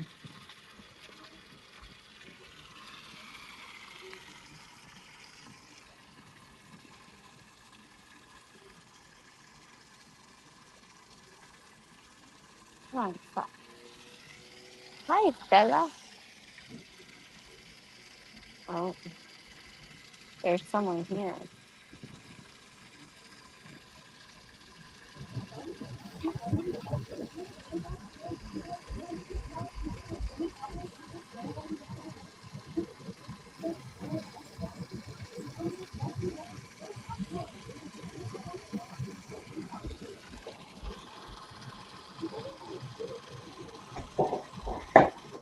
Okay, I'm back. Okay, because I'm not very Okay. interested right now. All right. So let's move on. Bum, bum, bum, bum. I'm going to read this. Everybody open up your ears. On February 17th of 2017 at approximately 1600 hours, while at the Delphi command post, I was advised by dispatch that a female called reporting that she located hair on the walking trail near the Monon High Bridge. I went to the trail, and as I was walking towards the bridge, I encountered a female and two small children walking the opposite way. I inquired if she was the person that located the hair. She said she was, and that she placed a cup next to it. She described it as a blonde clump of hair under a tree just prior to the bridge. Since we were not close enough to the area, I could not see the hair. I inquired if she had provided her name and other information to dispatch. She said she had. I continued towards where she said the hair was, and she left.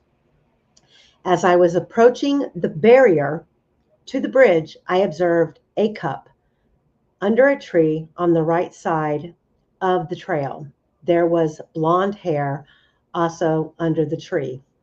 I took pictures of the hair in place. I put on latex gloves and placed the hair into a brown paper evidence bag. The evidence was sealed and stored in temporary storage at the command post. Nothing further at this time.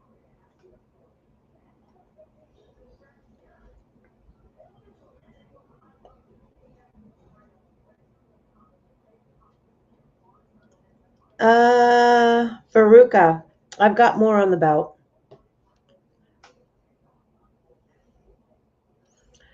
So then, I don't know, I have it on my computer, and hopefully those of you who have followed the vault, you know that I have pulled up the account.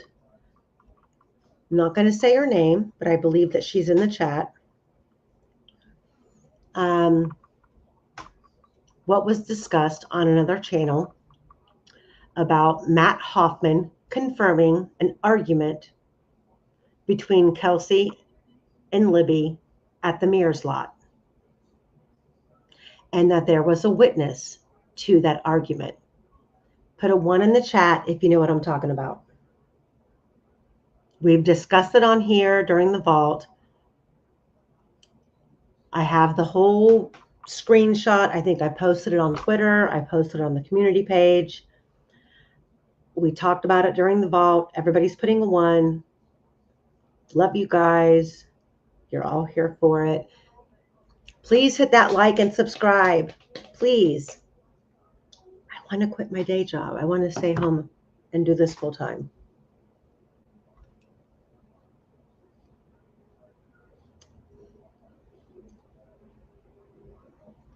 Yeah, McHugh's headphones. We talked about it. I have a screenshot where they're I believe, I'm not going to say her name, but she's in the chat,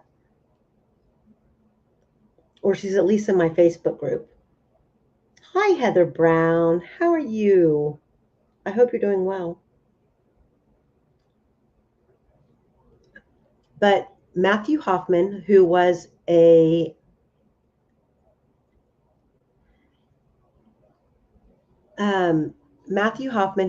defense private investigator, a real private investigator, supposedly speculating, hypothetically confirmed that there was an argument between Abby and Libby at the Mears lot. And there was a witness to that. And we've never had any kind of validation to that. But then maybe this might be the validation. I don't know. You guys tell me. So here's the barrier that sits right outside of the entrance to the bridge, which is, this barrier is about, so put this in perspective, and if you guys think it's realistic or not. So this barrier sits, I would say, 20 to 30 feet, if not a little more, back behind the very first trestle of the north end of the bridge. So this clump of hair was found in the vicinity around here. I think she said on the right-hand side. This barrier is approximately 8 minutes from the Mears trailhead.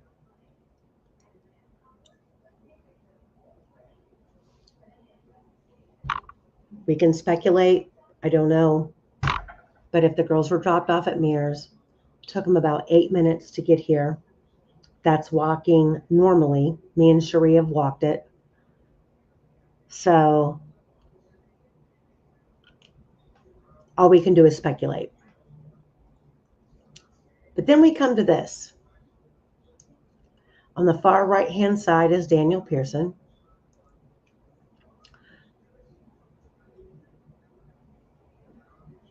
Oh, shoot. Did I cut it off? Hold on. I think I did.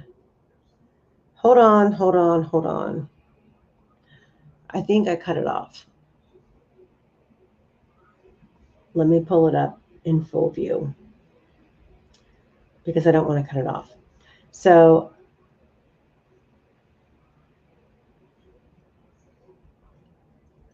all I'm going to say is I have no proof who wrote this statement. However,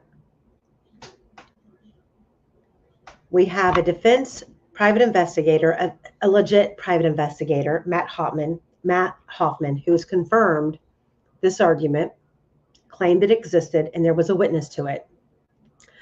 I can 100% confirm that Daniel Pearson called law enforcement on February 14th to say that he was out there on the bridge. It wasn't a week later. It wasn't after the bridge guy image came out, he did in fact call law enforcement on the 14th. That doesn't take away the rest of the nefarious things that went on that day regarding him. And I don't think that Daniel Pearson was involved, but I think that Daniel Pearson was excluded in this case because he absolutely destroys the state's timeline. So this statement, you can take it however you want. This is what I have. Many people wonder about this sketch still. Now we're talking about the old bridge guy sketch, not the young bridge guy sketch. I will explain it once and for all. The sketch you see below took 5 months to create and was released July 17th, 2017. The sketch was made with the input of 2 witnesses and Libby's video. The 2 witnesses are the 16-year-old girl who saw the killer on his approach near Freedom Bridge and in his disguise. The other witness is me, Daniel Pearson. As you can see by the quotes below, I was close enough to see his eye color, but remember the girl I was with. She saw nothing. So police didn't really question her. Remember Cheyenne and her friend? They said they were there too, but didn't see this guy either. Only me. So they didn't get questioned too hard either. Out of the 4 people, the 4 unreliable witnesses who say they were there at the time, I'm the only one who saw the bridge guy. So I'm the only one who can help with the sketch. There's really no need to question my alibi witness too hard. They saw nothing, plus they're scared. The only thing they're good for is my alibi. Now, why would I come forward if I'm the killer? Is it because I know I passed that 16-year-old girl? Is it because I saw McCain up on the bridge after Libby yelled and maybe he saw me? Did I find out about the other sketch the police had? The one made with the help of Brad Heath? What in the actual freaking flip?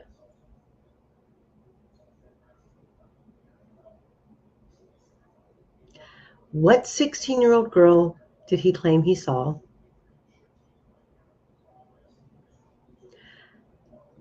This was a social media post, Travis, and Daniel made a lot of them.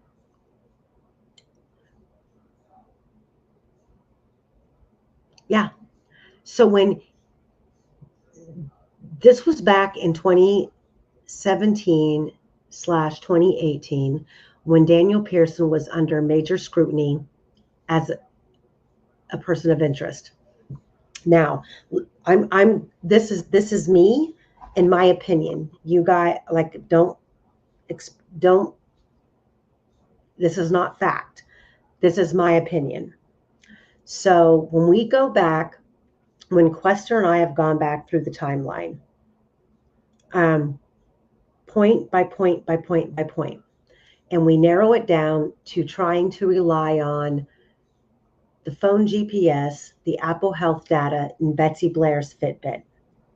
We, first of all, relied on Betsy Blair's Fitbit because we believed that it would have more than likely been synced to a phone, whether it was an iPhone or an Android. We all know cell phones are more accurate with timing than any other thing.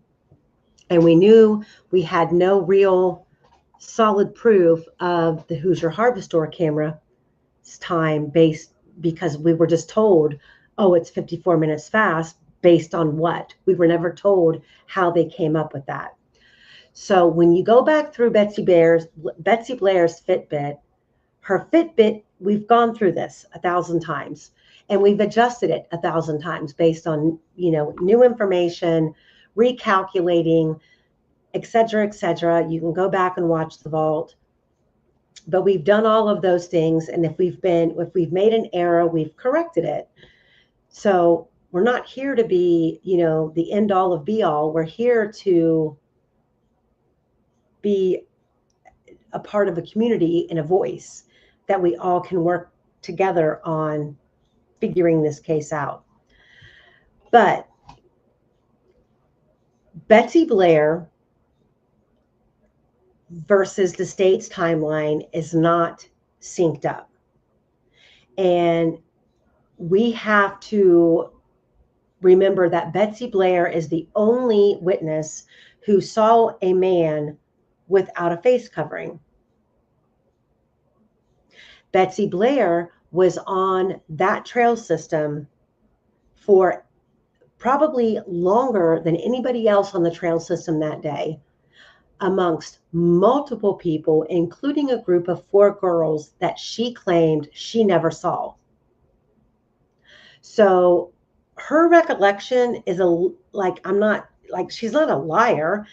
She may have not just been paying attention, but when you put a young man on the first platform, clean shaven with brown poofy hair and good looking, according to Betsy Blair, then you look at the young bridge guy sketch, that's Daniel Pearson.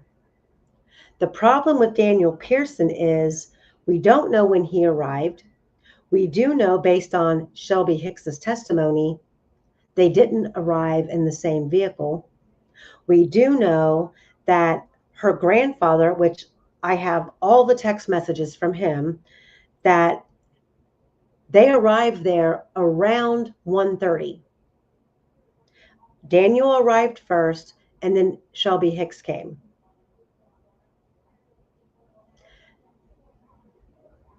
The slip up, like I posted, was when Shelby Hicks was first initially on the stand at trial. She's saying, we. We walked up to the trailhead. We went right towards Freedom Bridge.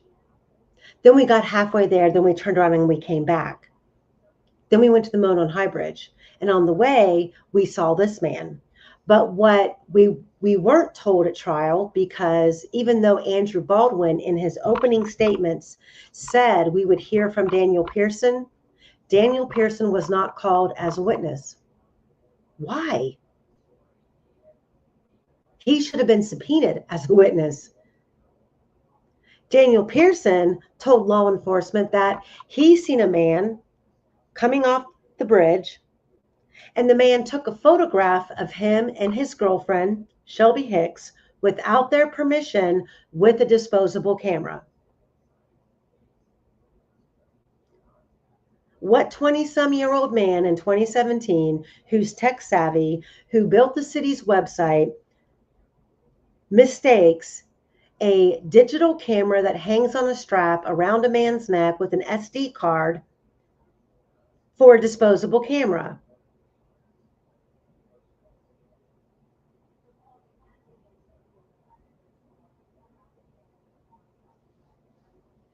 So then Shelby says, we walked straight to my car, which she claimed was parked at Mears. Then she said they drove to Amish country. Then they drove around Camden. And then she slipped and she said, then he took me back to my car. Well, I do not believe Daniel's white pickup truck was parked at Mears, because I believe that Daniel was there before Shelby, and he probably parked closer to Freedom Bridge. So if they got off the Monon High Bridge and they went to the Mears lot and got in Shelby's car, isn't it plausible that they drove over to where Daniel's pickup truck was parked and left Shelby's car, drove around in Daniel's car to Amish country, drove through Camden, and then he brought her back to her car? Because on multiple occasions, between all of the people who have discussed Daniel Pearson and Shelby Hicks in this case, they all said law enforcement wanted to talk to Shelby about her car. Why? Because maybe to them it appeared to have been abandoned or parked somewhere that was really not a parking place. I don't know. But what I do know is that they didn't drive together, and she slipped on the stand and said he brought her back to her car, and the defense team never caught it. And why did they not call Daniel Pearson to the stand? To blow up this timeline. Because if Daniel Pearson was at the bridge around 1:30, 1:45, and he's standing on the first platform, and Betsy Blair approaches, and she said the guy that she saw appeared to be looking for someone. And if Daniel Pearson saw Betsy Blair, why is he not put on the stand? Why are these two statements not confronted? Because if Daniel Pearson is proven to be on that first platform, guess who's not?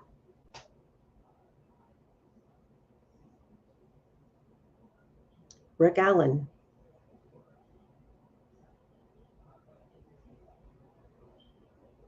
It's frustrating. Okay, Osbrook. He's probably asleep. He's like, God damn it, Amy. Cheryl Loeffler, according to a lot of people, was actually there. And the problem that I have with Cheryl Loeffler, Teresa, is Cheryl Loeffler has a baby by, I believe it's Jack Ingalls, which is, Jack Ingalls is the brother of Cheyenne Ingalls' husband. And when you hear the rumor mill that Cheyenne ran into, or Cheyenne was there, or saw a friend, that they had in common babies by brothers, that's who it is. Don't get me started on the Palladinos, because the Ingalls were living at the Palladino property in February of 2017. And it's also rumored, and I do believe it's also, Michael, you can call me a liar, but well, no, I'm not going to put it on Michael. I'm going to put it on Erica and Christine, who told me that Mark Palladino and Derek German were in the tips, that Mark Palladino had sold Derek German a shit ton of ice, aka meth, and Derek never paid for it.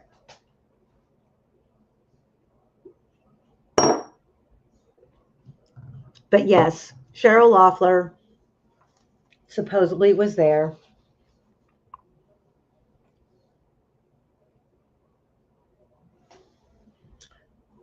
You're an indoor cat. Well, I have two indoor and outdoor cats.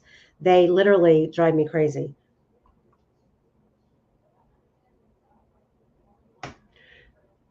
Yeah, and Diener knew it. She knew it. They all knew it. And Daniel Pearson was a big topic of this case for a very long time. Just remember, his father was a part of the Carroll County law enforcement, and then he had other family members that were on city council. So from day one, it was literally hands off Daniel Pearson. Okay, Michael, I'm going to pull it up.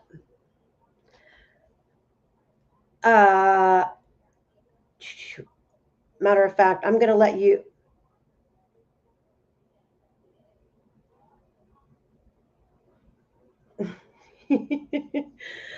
Michael, you're going to have to come up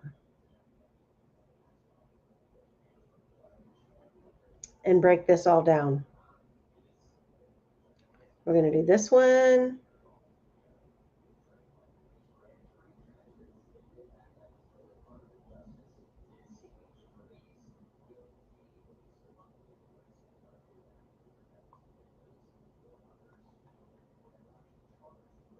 All right, Michael. Yeah, okay.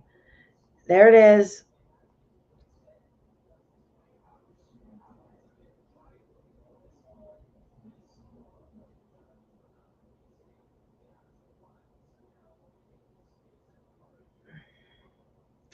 I will let you explain it.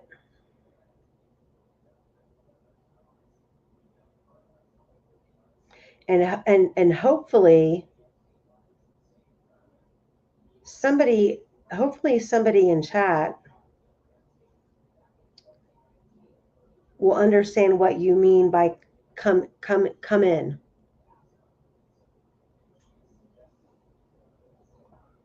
With the IG stuff, because I'm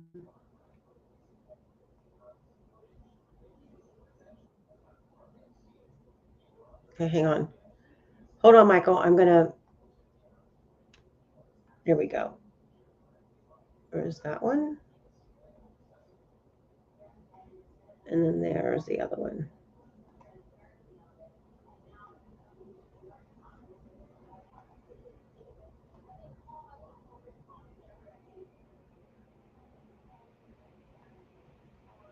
Hey, hey. Thank you, Heather.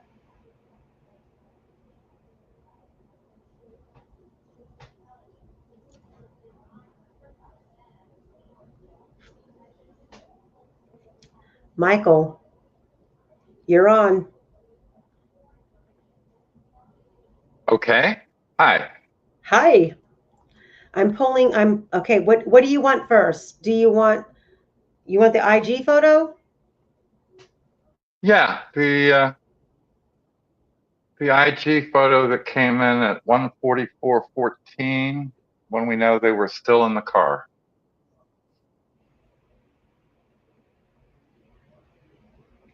Okay, I'm getting it.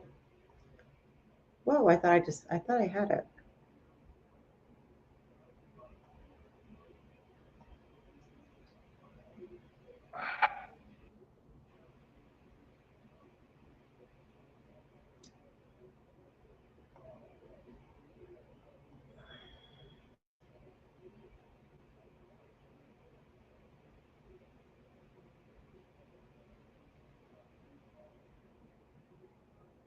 Okay, why is this not pulling up?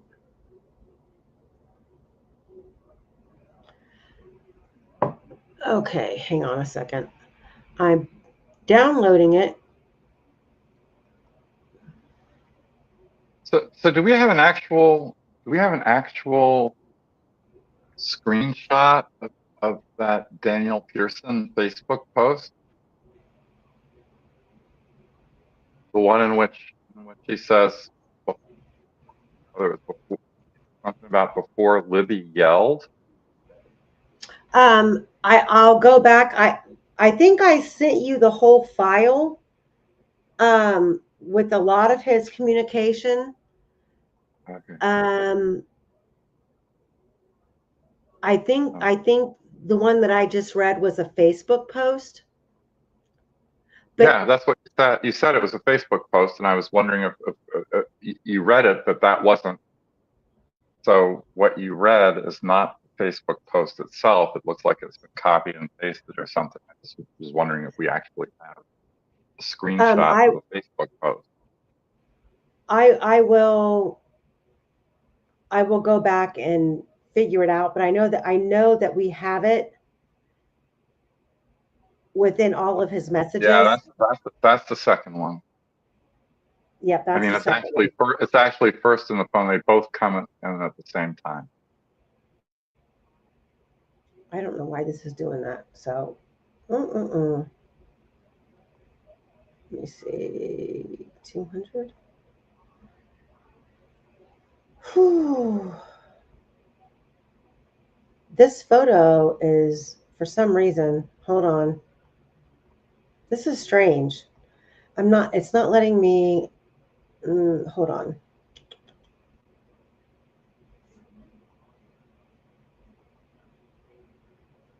Well, I can text it to you again. No, I've got it. It's on here. There it is.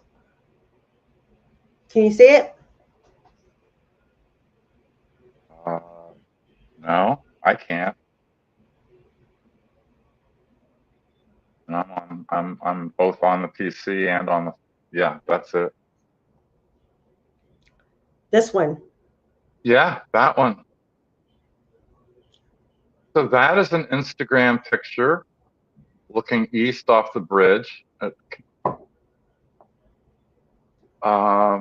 Not the same day because it's much later in the day. It's sort of sunset. And it's an Instagram picture that arrived on Libby's phone at 1:44:14. And we know almost certainly still in the car. I mean, they can't be on the bridge. It's a different day. But it's still while they're in the car because the last Snapchat picture that Libby sends out is just, so she sends out 3 Snapchat pictures. There's one that was put into evidence, and there are 2 others. One where she's sticking her tongue out, and another where she's sort of baring her teeth. And that was 1:43 something. So it's only about 20 seconds later. So they're still in the car when it comes in. So when you say it comes in, how shows up in the it shows up in the cache. It shows up. He opens the Instagram app. The other picture that you have of the roots, and maybe 8 or 10 other Instagram things show up. Is it her? Okay, so is it her? Is she accessing? Do you She's see accessing her Instagram account? It's incoming. It's definitely incoming. It is not outgoing. So that would, to me, that would mean that someone's tagging her, like adding I don't know. Well, no. I mean, if you follow people, I don't know that you have to be tagged, do you? Look, Well, I don't know Instagram. I'm going to leave it to the hive mind to figure this out. But you know, I think we talked about this the other day with all of the other social media platforms. For this to be designated as incoming to her, when I say incoming, I mean she didn't take the picture and send it. That's what I mean. Okay. I don't mean, so then somebody else's. would have It's not her. It's somebody else's. It's not hers. So somebody had to tag her, or you would see. I don't know that. Look, Amy, I don't know if that's true that somebody had to tag her. I mean, nobody has to tag me, at least on Facebook. Or, I get stuff just comes in of what people post. I mean, it just shows up on my feed. I mean, I don't know how Instagram works. Maybe she had to be tagged, if you know Instagram. And I mean, I can't imagine in Instagram that you actually have to tag everybody you want something to go to.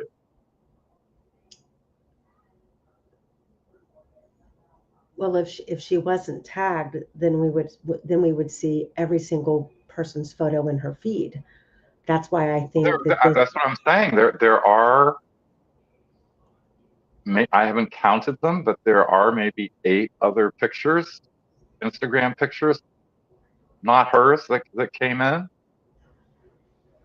Are they not relevant to the trails? They don't appear to be relevant to the trails at all.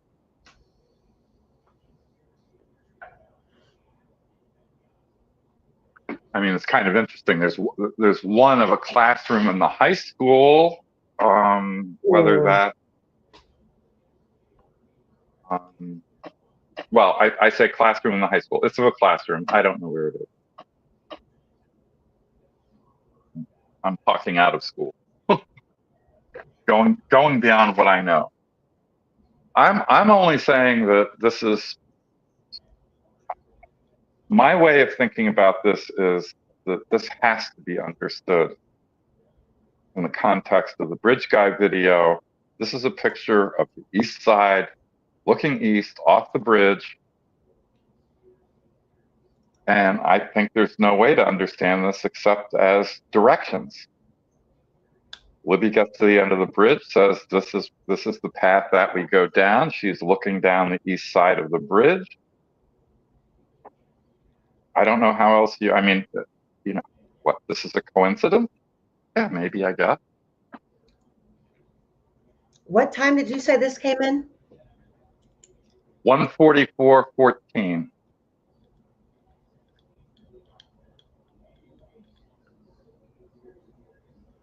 And that's the other thing, the timing of it.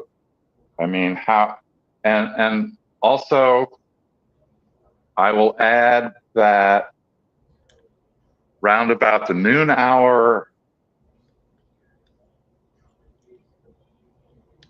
somebody is checking that phone repeatedly for something. There are, in a very short time, let me look up, I can look up the time. It might be a little earlier than noon.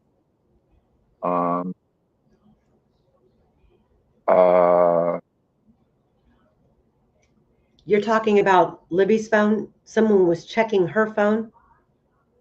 Yeah, so starting at 12:23, there are,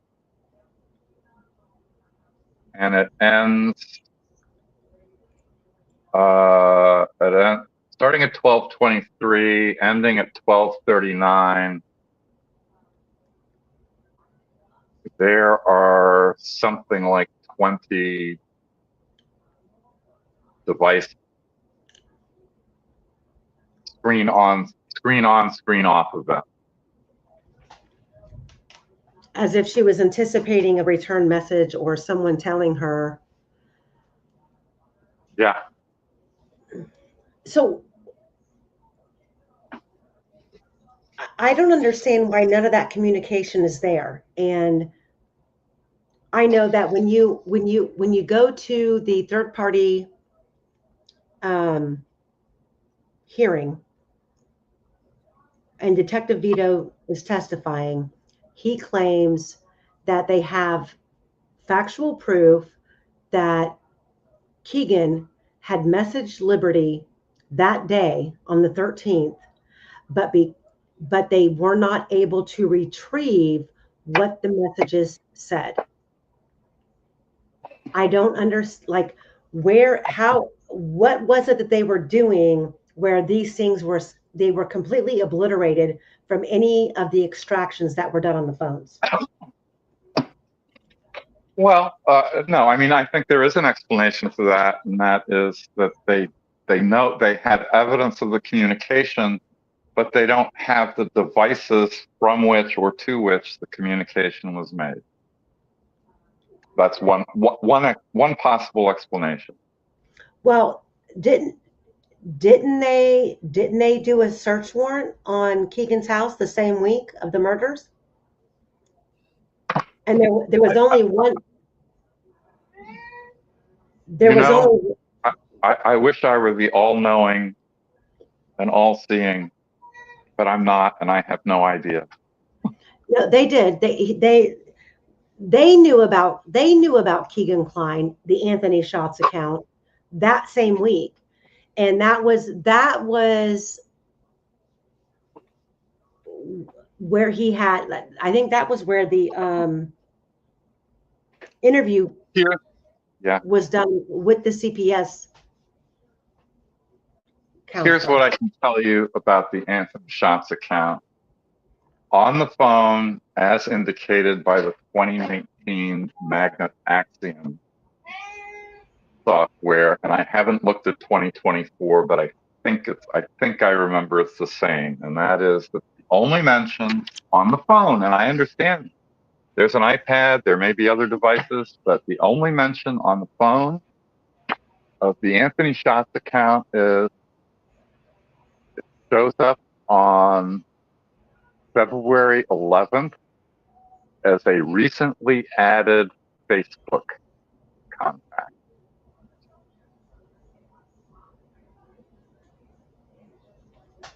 But that would have been after the wiping of the phone, right? The 11th would have been. Yeah, the phone was reset on the 4th, but there's a ton of stuff from before the reset.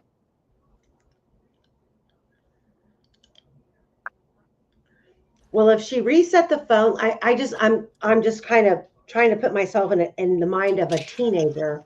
When you reset a phone and you lose a bunch of information, especially, which I think that she was trying to indiscreetly communicate with this older boy, that if they were communicating on Kik or Snapchat or Instagram only, that the easiest way for her to track him down might have been through Facebook. She could have added him that way just to regain contact with him after she booted her phone. I think there was more to it than that. I think there was a shit ton of things going on between her and this account, and she was being advised to get rid of some of it, or she was getting ready to switch up phones, getting it like upgrading. Maybe, someone in the family was getting a new phone and she was going to upgrade to somebody else's phone. That's why I believe that Abby had a phone. Abby was handed a phone that they were no longer using, whether it was a paid account that she could access making phone calls or receive cellular data. I don't know, but I do believe that Abby had a phone in her pocket on that bridge. But there's some shit going on with the phones. There's shit going on with Libby's phone that does not make sense. And the phone data proves that. I believe that the GPS proves that they got there when Kelsey said they did, but the route that they traveled after they got to the trails, I don't know. And I never wanted to go down that rabbit hole. I always thought the girls crossed the bridge, went down the hill, and crossed the creek. And now that we have been scrutinizing all of this, I'm going, I don't know. It doesn't make sense. Well, there's somebody over on Reddit. I've blocked him, but he's over there opining that my calling the cell phone data into question is not helpful and may put Rick's retrial at risk, and I respectfully disagree. State used the cell phone information to convict Rick, and there are a ton of reasons to be highly suspicious of all of it. Perhaps somebody in your chat or over on Twitter or over on Reddit could come up with how exactly it is that the video could have been shot while the phone was locked, if you believe the phone data. You can shoot a video while your phone is locked, can't you? No. I accidentally turn my phone on all the time in my back pocket. You can take a photo. The research, yeah, you can take a photo of the research, and you have to access the camera app, and the camera app was not accessed. Oh, okay. Hi, Michael. Hi. I've been feeding horses, and it took much longer than I thought. Sorry. So the question is, I can't come up with a way. What other way does that? Is the video shot by some? It seems to be in Libby's hand. But is it shot with a different phone? And how do you get it onto Libby's phone if this is shot? So like I said the other day, with the calculations of when you're looking at you almost have to kind of throw the Apple Health data out the window, because it's, you've got steps while they're in the car. So let's go to the GPS. Let's go to the timestamps on the photos. And then you filter in those things with the distances from when the distances are the most inaccurate. Not really. So No, that's what the research says. 2019 research done on 3 different kinds of phones, including an iPhone 6s. I'm And the not. I'm steps not from talking. Apple. I'm not talking about the phones. I'm talking about the timestamps of the girls getting out of the car at Mears Lot. And then you've got Kelsey's car. Let's just believe, hypothetically, that the state's case is ironclad on the Hoosier Hardware Store camera. You've got Kelsey's car on the camera. So from the time the girls are getting out of the car and they're walking to the Monon High Bridge, the distance from the Mears Lot to the Monon High Bridge, we know the distance in feet. And I personally know the distance in time because I've recorded it and I've walked it. 8.4 seconds from the Mears Lot to the first plank of the bridge. And that's walking casually, not rushing. Okay, and let's even pretend the girls are walking slower because they're chit-chatting and they're just being kids. The distance and the time. It's going to measure the time, so it does it more or less in 10-minute increments, and it's going to do it all the way out. It's not to the beginning. So there is the Snapchat picture at the beginning of the bridge, the empty bridge. But there's the Snapchat picture 2 minutes later. Of Abby on the bridge, if you believe it. And the Apple Health data, actually, I think the distance on it matches up pretty well with going out to where that picture was taken. I think it was taken about platform 4. Might have been 5. That's a good distance. Yeah, it could have been 3, but it's still. I'm just saying. I think the distance actually matches up pretty well with where the second Snapchat picture was taken. And Yeah, by the way, we even though people have been over this before. Even though we know that the Snapchat picture of Abby was not found in the cache, we do know that at 2:05 and change, the Snapchat app was accessed. But there's Isn't so the whole point of Snapchat is that it disappears. It doesn't go in your phone and it disappears. Does it still? I've never had Snapchat. Does it upload to your photo roll? No, you have to intentionally save it to your well, at least mine. So does it have its own photo No. roll? So like if you take a photograph and you don't save it, so like So in if you chat, take a picture with so if you do a Snapchat and you upload it to Snapchat, isn't the whole point of it that it disappears? Like you can't find it anywhere? No, you upload it. If you upload it to Snapchat, I believe it stays there for 24 hours. And then it disappears, right? And then it disappears. So on my, like the way I use Snapchat is if I take a photograph on Snapchat and I don't upload it to Snapchat, like to my story, or I don't send it to someone, I have the option to save it to my Snapchat like memory. But if I want that photograph to be saved in my camera roll, I have to intentionally go in and export it from my Snapchat to my camera roll. So would that be the reason why you can't find those pictures anywhere because Snapchat erased them, or have they gone to Snapchat? What's the deal with that? Because I've always heard that they weren't on the phone. I don't know. And I don't know. I mean, in 2017, it was the app was a little bit newer.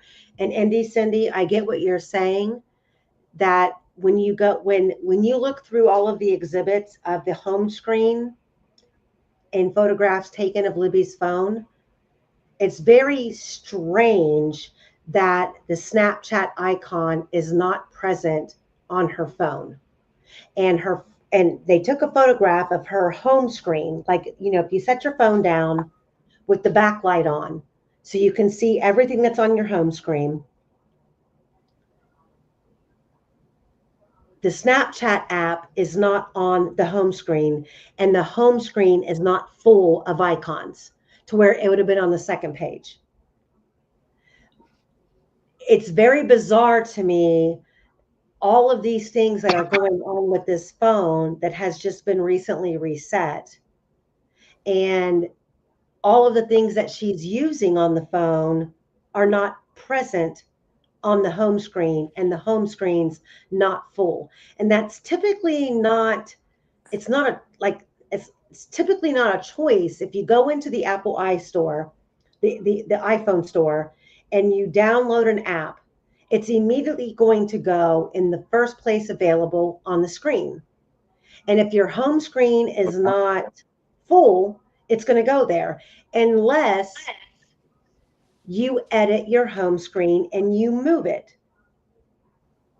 So I don't believe that we have a second screen or a third screen swipe of the phone to see those apps, but most people aren't going to take one single app and move it to a second or third screen that nothing else is on. They want it to be easy access, especially a kid. That requires a thumbprint to get in her phone. She's not going to be worried about somebody clicking on the icon because they can't access it without her thumbprint. So I mean, there's something bizarre going on with the phone. And I mean, I'll argue. Well, there's nothing bizarre going on with there's nothing bizarre going on with the phone. There's something bizarre going on with the phone data. I mean, the phone worked. Well, I don't think there's any weird thing about the phone. I think the phone is weird. Well, when I say hold on, what'd that say?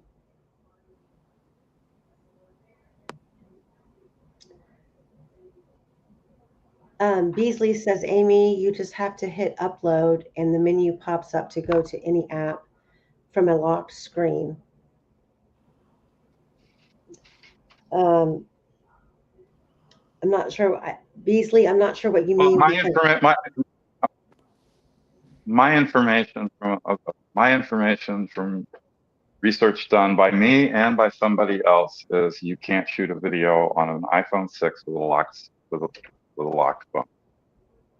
And the last time that phone was unlocked, that phone locked after if you believe the phone data, right?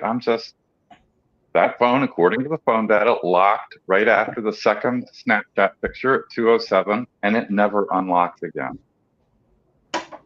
So. And if somebody comes up with different research, great. But you know, all I did was I did a Cecil search. What can I tell you? So then you have to be open to all possibilities, because with the Celluloid extraction, the knowledge C extraction, all of the data that you have from the phone, and you believe the phone's not acting suspicious, but it's the data from the phone acting suspicious. How do you balance the two? And so you're left in that scenario, you're left with pretty much two choices. Something is wrong with the phone that's affecting the data, or someone externally affected the data. Yeah, and I have to say that, I just don't think so. If you go to somebody messing with it, when was it messed with and by whom, and how would they know, what to do? And the easiest to me, the easiest answer would be is that we're dealing with some sort of an external factor on the phone itself, whether it be like I talked to you about the other day, Yeah, there's no clone.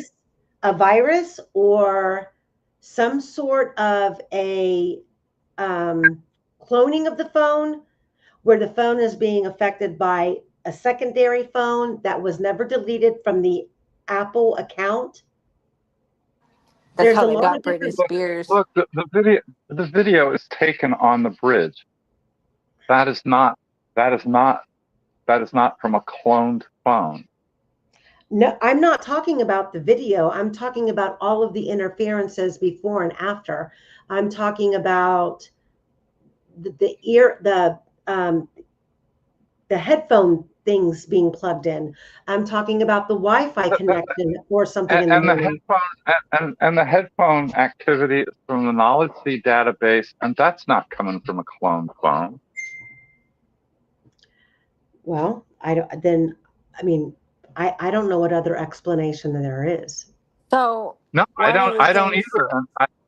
I don't either, and it's the same thing that, I just don't think it all can be true that phone was at 4% at a little after 2, or 2:41 or 3:30 something, depending on which report. I mean, that's another thing. Why do the reports disagree about what time the phone was at 4%? That shouldn't be a thing.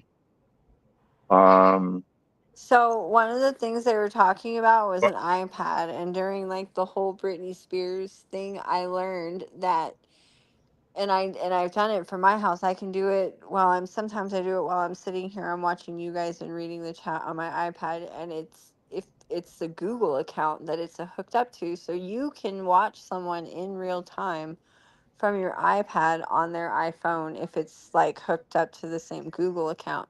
Do you think that it could have been something like that? Like they were logging into Libby's account from like an iPad and it was showing up as being connected to the iPhone, because you can connect your iPad to your iPhone. And they've talked Well, about an iPad. the iPad was connected to the iPhone, and Stacey Eldridge said you can tell how that's affected. And yeah, I mean, Oh, sure, you okay. want to Okay. ask an expert about that, but that doesn't. I mean, the iPad's not out there taking the Bridge Guy video or the Yeah, Snapchat no. Oh, pictures. yeah, no. And we've got Snapchat pictures that are uploaded, and this phone has no uploads for that day on it.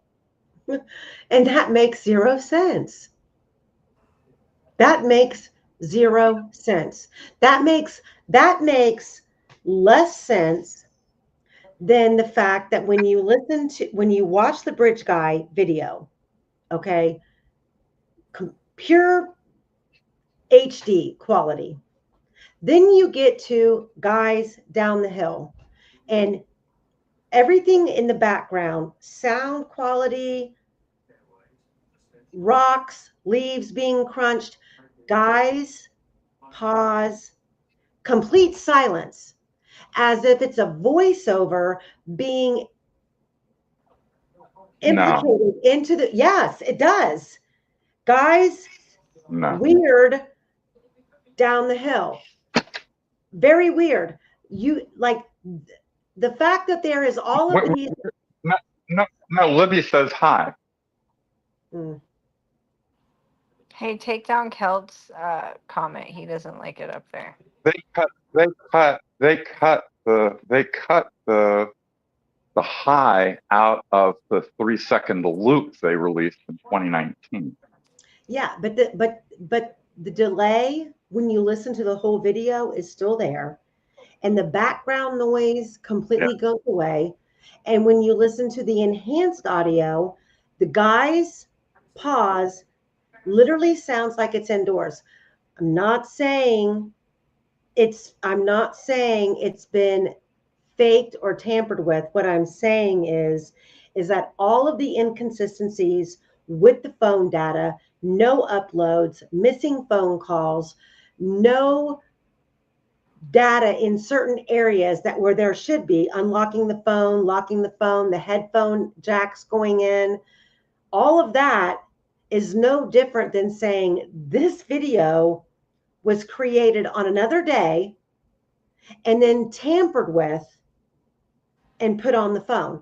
I don't know. All I'm saying is that you have to put all the cards on the table, or instead of wasting all of this time on all of this, you hire a phone data expert to prove that this phone data is so incompetent that it needs to be kicked out of the fucking courtroom. Yeah, well, I think that's a really interesting. I certainly know there are people who think that this phone data should never have been admissible. But who would have ever thunk it? Who would have ever thunk that? Like, this phone data is so unreliable, and what kind of Pandora's box is that going to open in a million other cases across the country? If Cellubrite extractions It's not are just not Cellubrite. I mean, they're not extractions, okay? I mean, we got to be clear about this. There's the extraction. There are the extractions. There's a logical extraction by Bunner. There might be two physical extractions by Cecil. I'm not sure. But then there's just the software that goes to work on these extractions. It's not, and it's the different software that produces different results. Mm-hmm. But the thing that is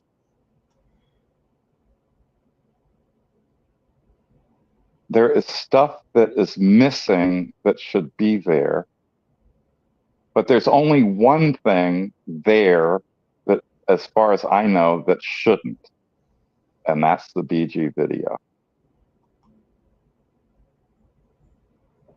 And you say it shouldn't because why? Because the phone was locked when it was so now it's possible because, hang on, it's possible because there is stuff missing that should be there. It's possible the information about it being unlocked is missing, and so that explains. But then you'd also have to have also missing accessing the camera app, and that's missing. So you can maybe get it down to there are a whole bunch of things missing.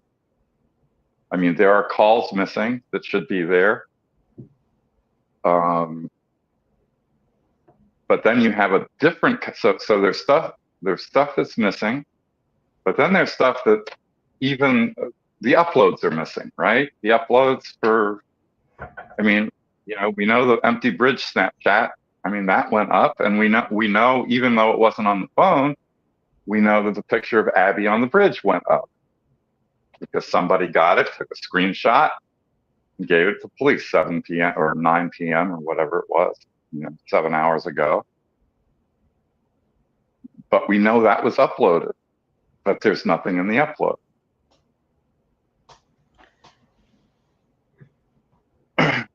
Well, then there's a third kind of problem, and that is discrepancies between the software about the same things. And the best example is what I mentioned just a few minutes ago, and that is the time at which the phone was at 4%.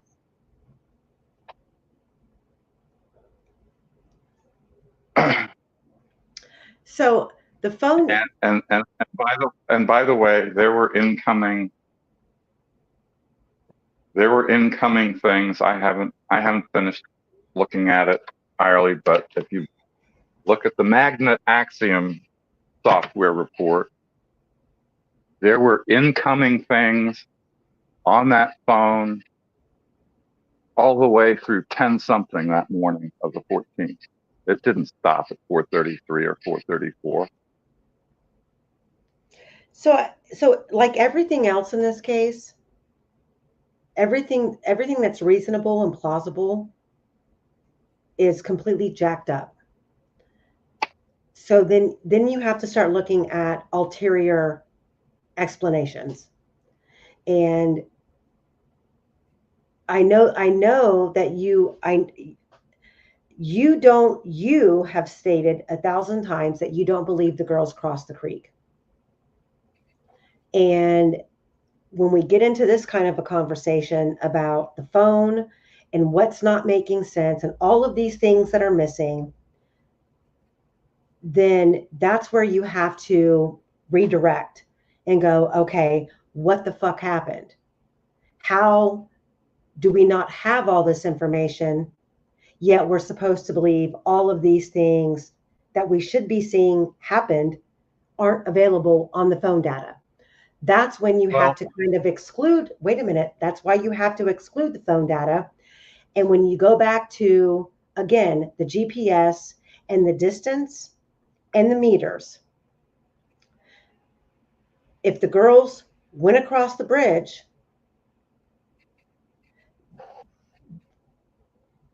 the phone data does not support that. Well, Stacey Eldridge as much as said on Gray Hughes' live that there was more movement on the phone, but she, for whatever reason, said she couldn't say that. And I also want to say, I'm maybe changing my mind about crossing the creek because of the Instagram picture that came in. Because you haven't put up the routes yet. If you put up the route, I did. The picture of the routes. Well, hang on. Well, yeah, put up the picture of the route. Okay, hang on. I don't know. So there's a stick in the foreground that has 2 black bands on it. You zoom in on that. See that stick? See that sticking up? Right here. Yeah, and it has 2 black bands on it. And maybe a naturalist can explain those from some natural process.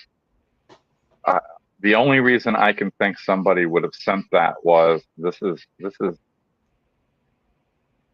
is down on the east side of the bridge someplace, and there's a stick that's been marked as the place to meet. I don't understand how the phone data doesn't tell you where this photograph came from. If this Instagram picture, Instagram does not tell you. Instagram does not tell you who sent something. You just get the picture.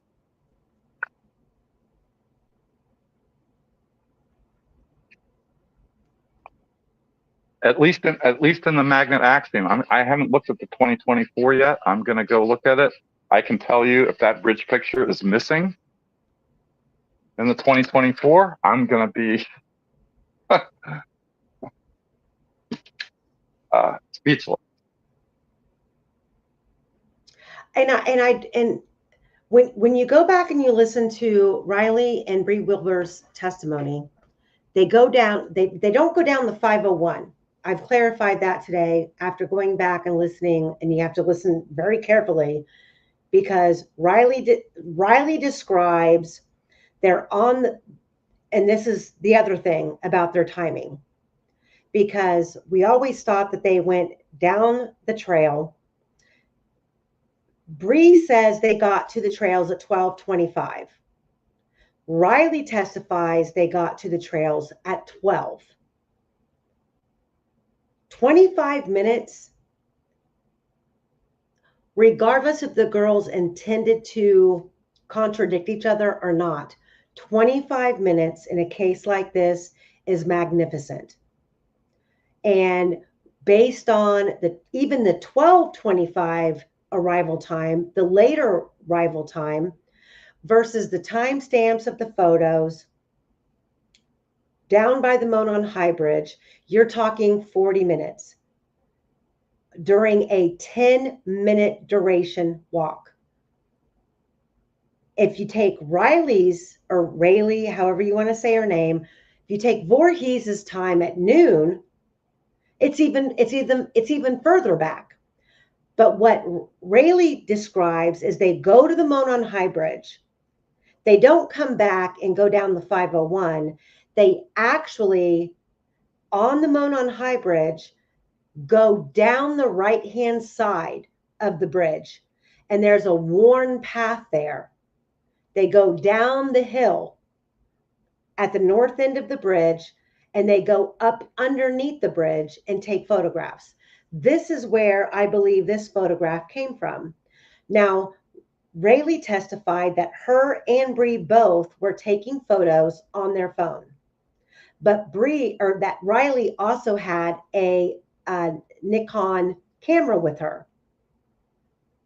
Why don't we have, and it's here nor there, but why don't we have timestamp photographs that Riley took?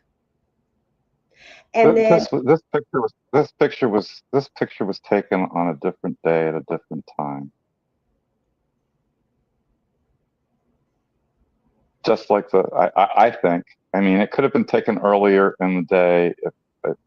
Look, you can see the shadow. You can see the shadow on the water. Well, no, that's the reflection. Well, I mean, then you're getting into a whole bunch of other weeds because, for example, you've got Cheyenne's photograph of the bridge where she took a photograph. I don't think you can, but we've talked about this until you figure out, so they're the two exhibits of Bree's pictures with the Snapchat thing flipped up, right? And they use that as the time taken. And until you figure out whether that's the time taken or the time uploaded, I don't know that you can do anything with those pictures. But I mean,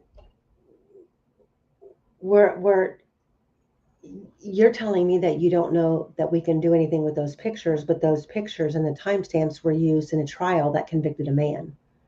And those timestamps. I understand, and we can talk about the timestamps till the cows come home and how screwed up the state's evidence is. But if you're trying to establish who was where, actually, until you know whether that's actually the time the picture was taken or the time it was uploaded on that little screen that comes up, I don't know that you can use them as anchors.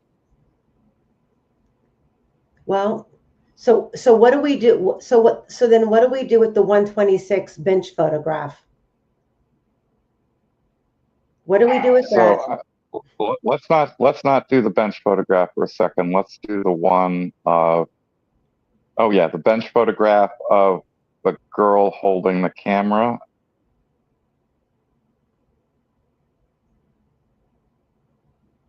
No, I think that photograph with the camera was at the Monon High Bridge. I'm talking about the photograph that was described at trial, that in the background, that when they were sitting on the bench, there was a green roof, so they knew which bench they were sitting on at 126, right before they started. That's Rayleigh and the four girls. Mm-hmm. Yeah. Well, okay. So, what about it? Well, it's time stamped at 126 on Snapchat. Yeah. Yeah. So is it time stamped on the? That's what I'm saying. Is it time stamped on as taken at 126, or was it uploaded at one? I mean, I think they got the time for that picture actually off the time on the JPEG file or the SNP file of the picture. I don't know that, but that's kind of what I thought. And yes, I'm assuming facts, not in evidence.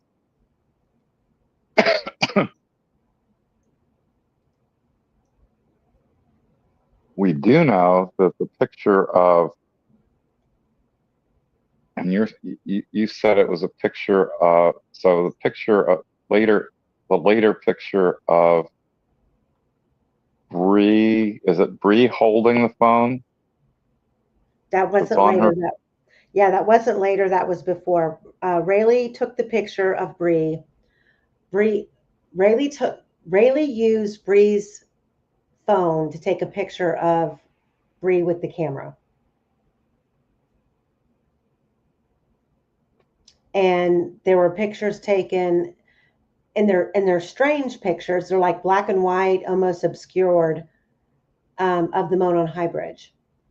But it's my thing is that I feel, and tell me if I'm wrong, but we've had a trial. We have a man who's been convicted for 130 years. We cannot, or the Court of Appeals or a judge at any level is not going to disregard what was said during the trial. So if we take all of these accounts and all of these exhibits that are time-stamped, we can't, now that the trial's over, disregard all of that and say, well, we don't have this information, we don't have that information. At some point, do we agree that we are now locked and loaded in what transpired during trial, and we now have to either prove or disprove those facts? Because what was presented at trial is considered facts. Right? Yeah, and there are two kinds of proof, and simply disagreements among witnesses. I mean, as I've said to you, disagreements among witnesses will be useful later. And I think it's important to do it. I'm kind of focused on, stuff like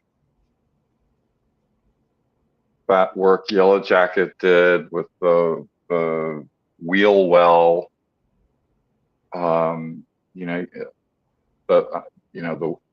The alignment of the tail light and the wheel, that is evidence, forensic evidence that is so stupid anybody can understand it, that blows up the state's entire case.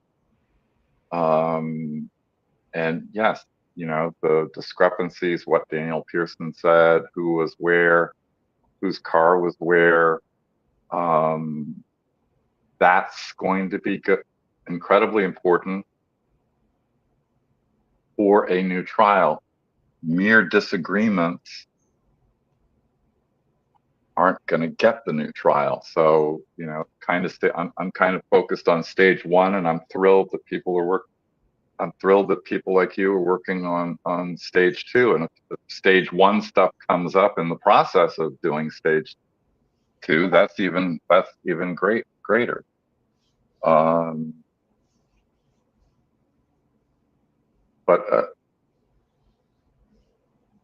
We're waiting. I think we should be getting very soon the preliminary results on the photogrammetry for the height of Bridge Guy. There's some other stuff. I'm waiting for a little sort of informal expert help with some phone stuff, and once I get that, I'll figure out what it's worth actually paying a phone expert to, what questions are worth asking a phone expert.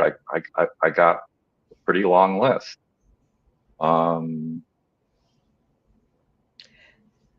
Well, what about, I know that, we have no ability to talk to anybody or reach out to anybody with any kind of authority, but when you listen to the trial testimony, especially of those like Bree and Rayleigh, and even Betsy Blair saw no one but the young guy on the bridge, and supposedly the 4 girls that she saw crossing Freedom Bridge.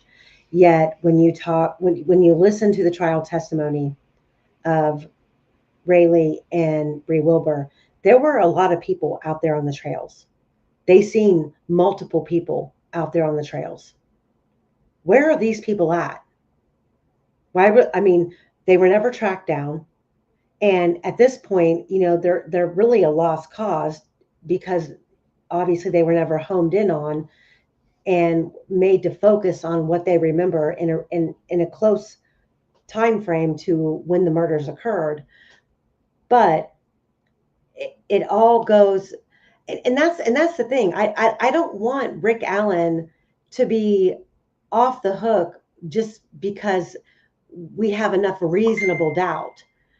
My thing is that I want to prove that he's factually innocent or he's factually guilty, and that might not be the consensus amongst everyone. However, the point of the matter is this case is tragic, and it happened underneath everyone's eyes and noses on the trail that day. And if you take this statement, if you take this statement by Daniel Pearson as factual, if you take this statement as factual, if we can prove that he wrote this, down here at the bottom, it says, "It is because I saw McCain up on the bridge after Libby yelled, and maybe he saw me. Did I find out about the other sketch? And did I find out about the other sketch? Hold on. The police had, the one made with the help of Brad Heath." Now, if this is a factual statement written by Daniel Pearson, the only person who could have wrote this would be somebody who was there. Which means if Daniel Pearson is there and Dan McCain is already on the bridge, that means Dan McCain arrived before Abby and Libby did, which would explain why Dan McCain claimed he parked in the Mears lot when no other cars were there, meaning he got there while Betsy Blair was at the library.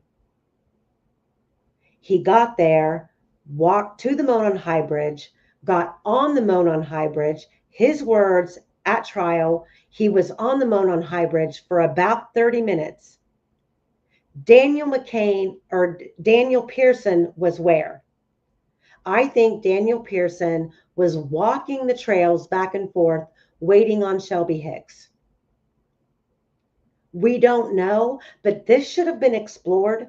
Daniel Pearson should have been called, because no one reports a white truck that Daniel Pearson was driving being parked at the Mears lot.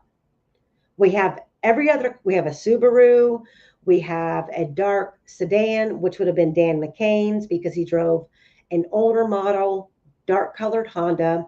You've got Betsy Blair's car, you've got David Riley's car, then you have all the other slew of cars that were never accounted for on the Hoosier Harvest Store camera. Daniel Pearson is probably the most significant witness in this case.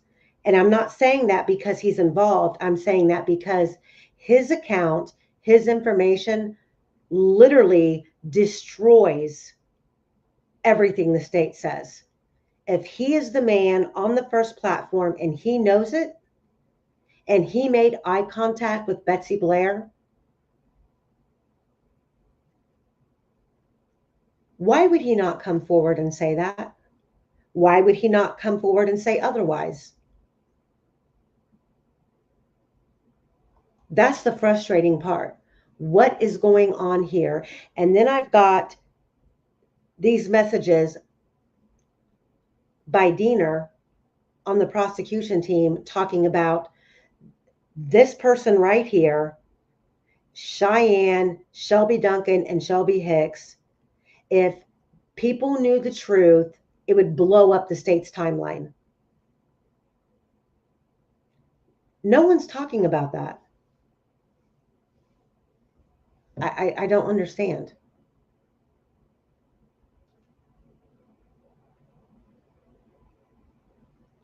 Well, Bees Jones, the state and the defense at trial had the opportunity to ask every single witness that took the stand, is this the man that you saw? And they always say, you don't want to ask a question that you don't know the answer to.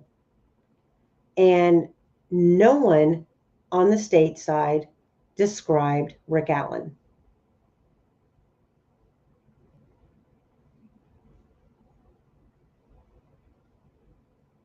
Not one.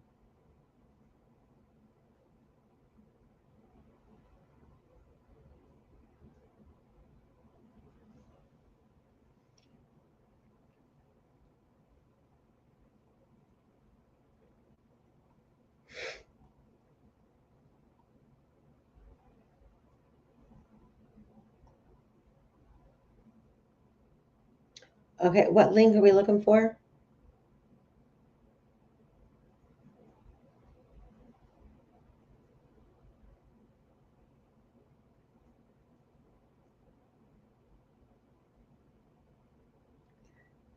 Are we looking, Michael, are we looking for a link for something? Oh, shoot.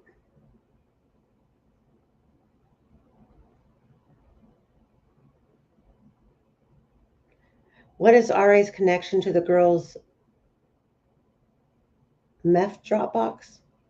Pertinent, wait, I don't know what that means.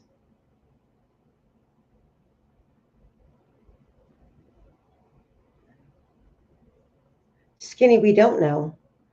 I mean, we don't know. We don't, that's the whole bizarre thing about all of this. We don't know where Daniel got, like, where this information is coming from.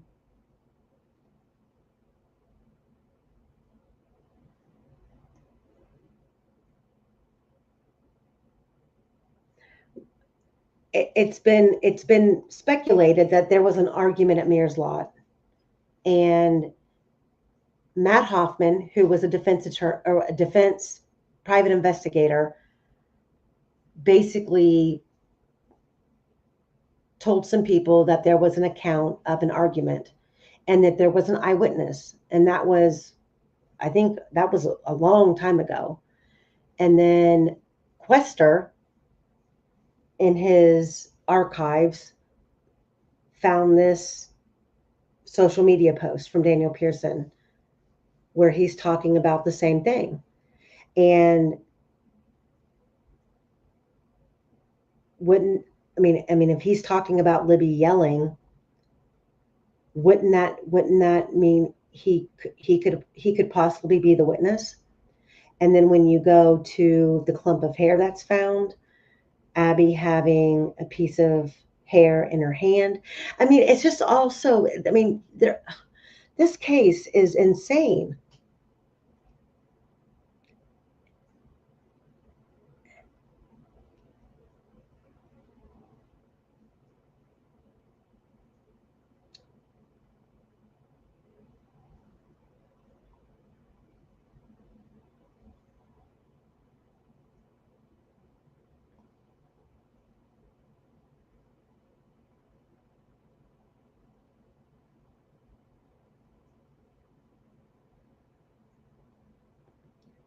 So, EOA, why would you say that? Why do you think the argument was between Kelsey and Abby?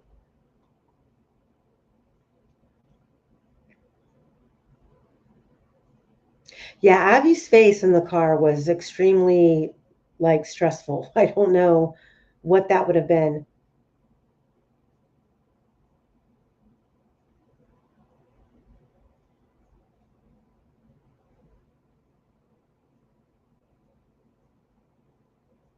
You know, the thing about Daniel Pearson is so when you read this statement or you read this paragraph, and the crazy thing about it is I don't know how many of you were around following the case back then. I was, but I was kind of like in and out. I was following other things, but this particular POI, Daniel Pearson, I was kind of watching because he was doing a lot of interviews. He was doing a lot of social media stuff back then. And I mean, he was on Greeno's channel a lot, phone calls, different things like that. But when you read this social media post, he's like very braggadocious. Like, I'm the one I'm the only one who saw him. I'm the only one. And I think initially people got the impression that he didn't come forward until the old rich guy sketch came out, which meant he people who thought he was involved thought that he was, no, Michael got kicked out. Michael, where are you? But people who thought that he was involved thought that he came forward after the old bridge guy sketch came out. And oh, hold on. I knew he was asking for a link for something. Michael, here.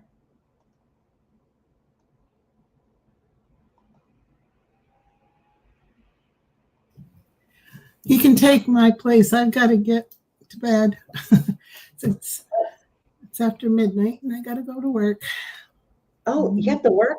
Oh, that's right. Tomorrow's Monday. You're right. Sorry. I know how it is. We have different schedules, but I'll hopefully talk to you tomorrow. Yeah. Text me. Okay. All right. Good night. Good night. Good night, everybody.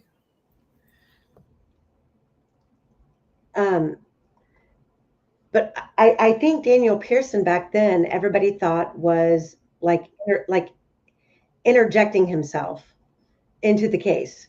And when you read this social media post, you kind of get that impression, I'm the only one who saw him. I'm the only one.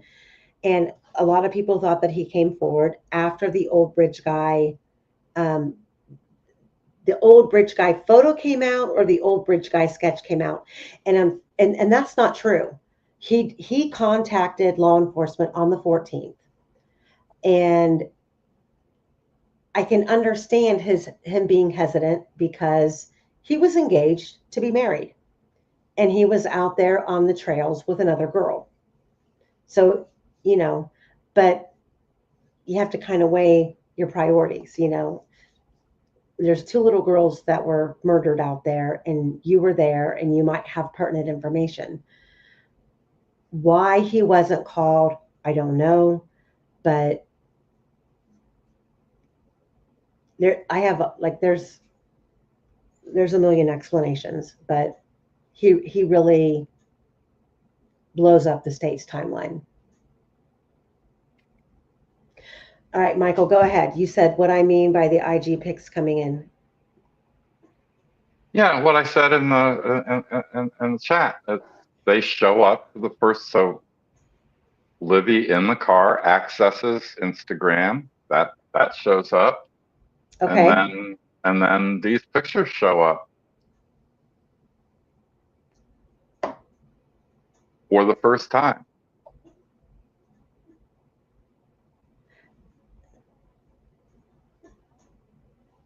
She couldn't have taken them. It's a different time of day. It's a different day altogether because it's later in the day than when they're in the car. So they're incoming. They're not generated by her. I wonder if a phone expert can. So hypothetically, I don't understand what's ambiguous about that. No, I'm saying I'm wondering. So if she accesses the Instagram app, let's hypothetically, she's not posting to Instagram, she's accessing it, and this photo or a couple of photos come in. I'm assuming she's being tagged. She's getting a notification that someone has tagged her on Instagram because she's not saving the photo. She's not uploading. She didn't save the photo to her camera roll. Someone's tagged her. I wonder if a phone expert can follow if there's a code or some sort of information along with that application access that directs them to whose account she was looking at. I mean, well, theoretically, you've got the people. She could have been tagged, or maybe it's somebody she's following, and for all I know, it's from the Anthony Schatz Instagram account. I don't know. mm-hmm. But I don't have her Instagram information. Maybe the Anthony Schatz account is something she's following. that's the only. But I want to answer. I have a hypothesis. It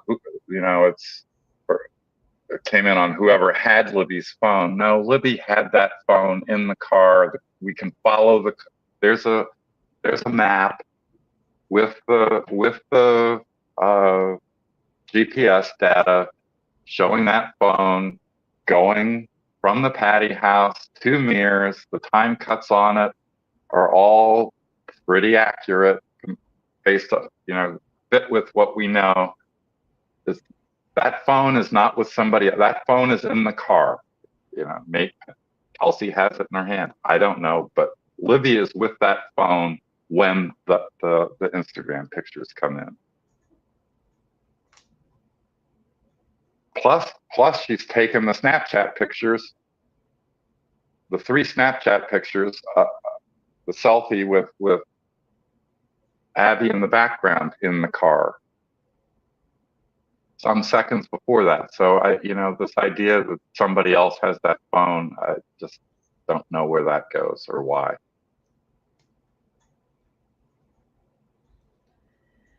So have you attempted to map out the phone data to where when they get out of the car, where they go and how they get there? That map has them going out to the middle that map has them going out to the end of the bridge, and then it's lost.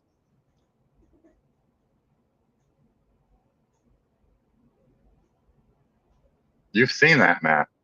Mm-hmm.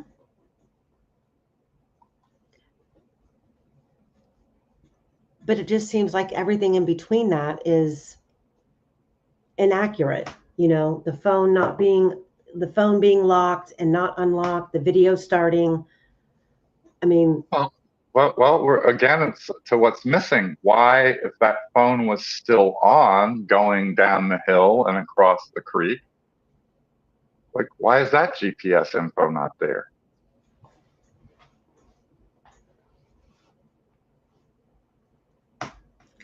I don't know. I don't either. And it would take somebody. I mean, look, nobody has a whole lot of time to figure out exactly. There's bunners. There's bunners at 3:00 in the afternoon on the 15th, a little after 3. Bunners doing the logical extraction. Now, if it's the people who are involved in the murder, they had even less time to monkey with everything. And how can they figure out everything that should go and everything that should stay? And I mean, we're talking. I mean, the 2024 Cellbrite report is 40,000 pages.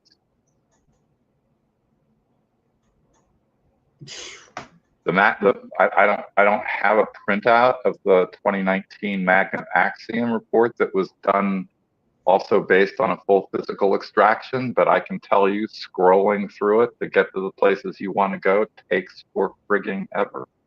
It is huge.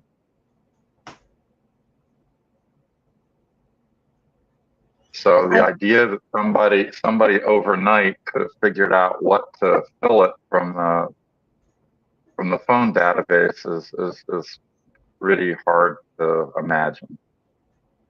No, I get that. Unless this was planned months and months and months and months and months in advance, it's bizarre. But there are phone calls that are missing. I mean, you can't, and there are phone calls that even the actual murderers wouldn't have known were important. It just, yeah. And all of that adds up to the phone data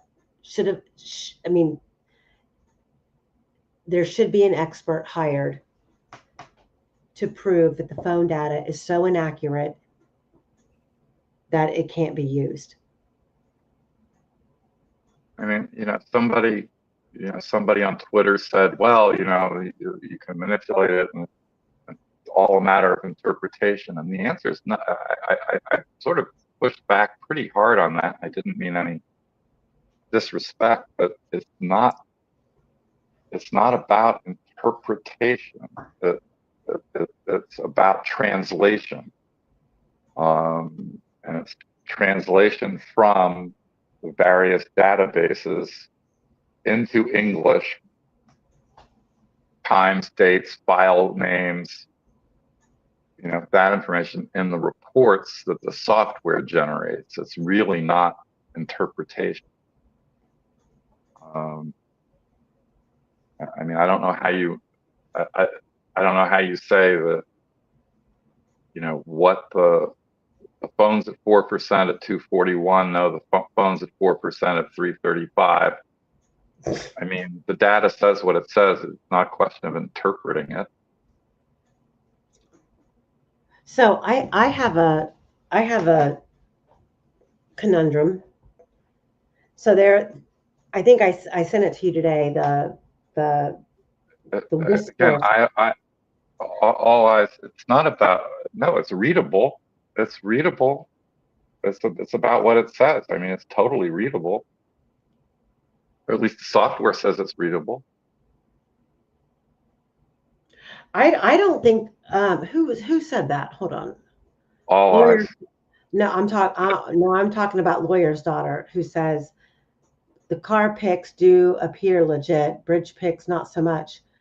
I don't think the car pics appear legit at all, especially the car that they're claiming is Rick Allen's. That car to me is extremely pixelated, extremely foggy, and different than any other vehicle that they have screenshotted on that supposed video reel from the Hoosier Harvest store. And you can get into, they do that intention. You can say that it's, fiddled with. Look, I'm unlike Kara, who's willing to sort of imagine skullduggery a lot more quickly than I. The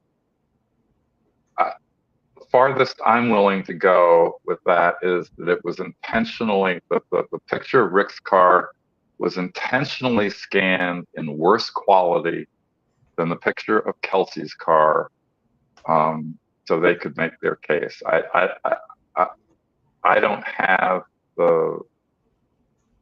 until I see the footage or actually an equally clear picture of the black car, I don't know whether it's been messed with. I just know, and this is the thing that I want to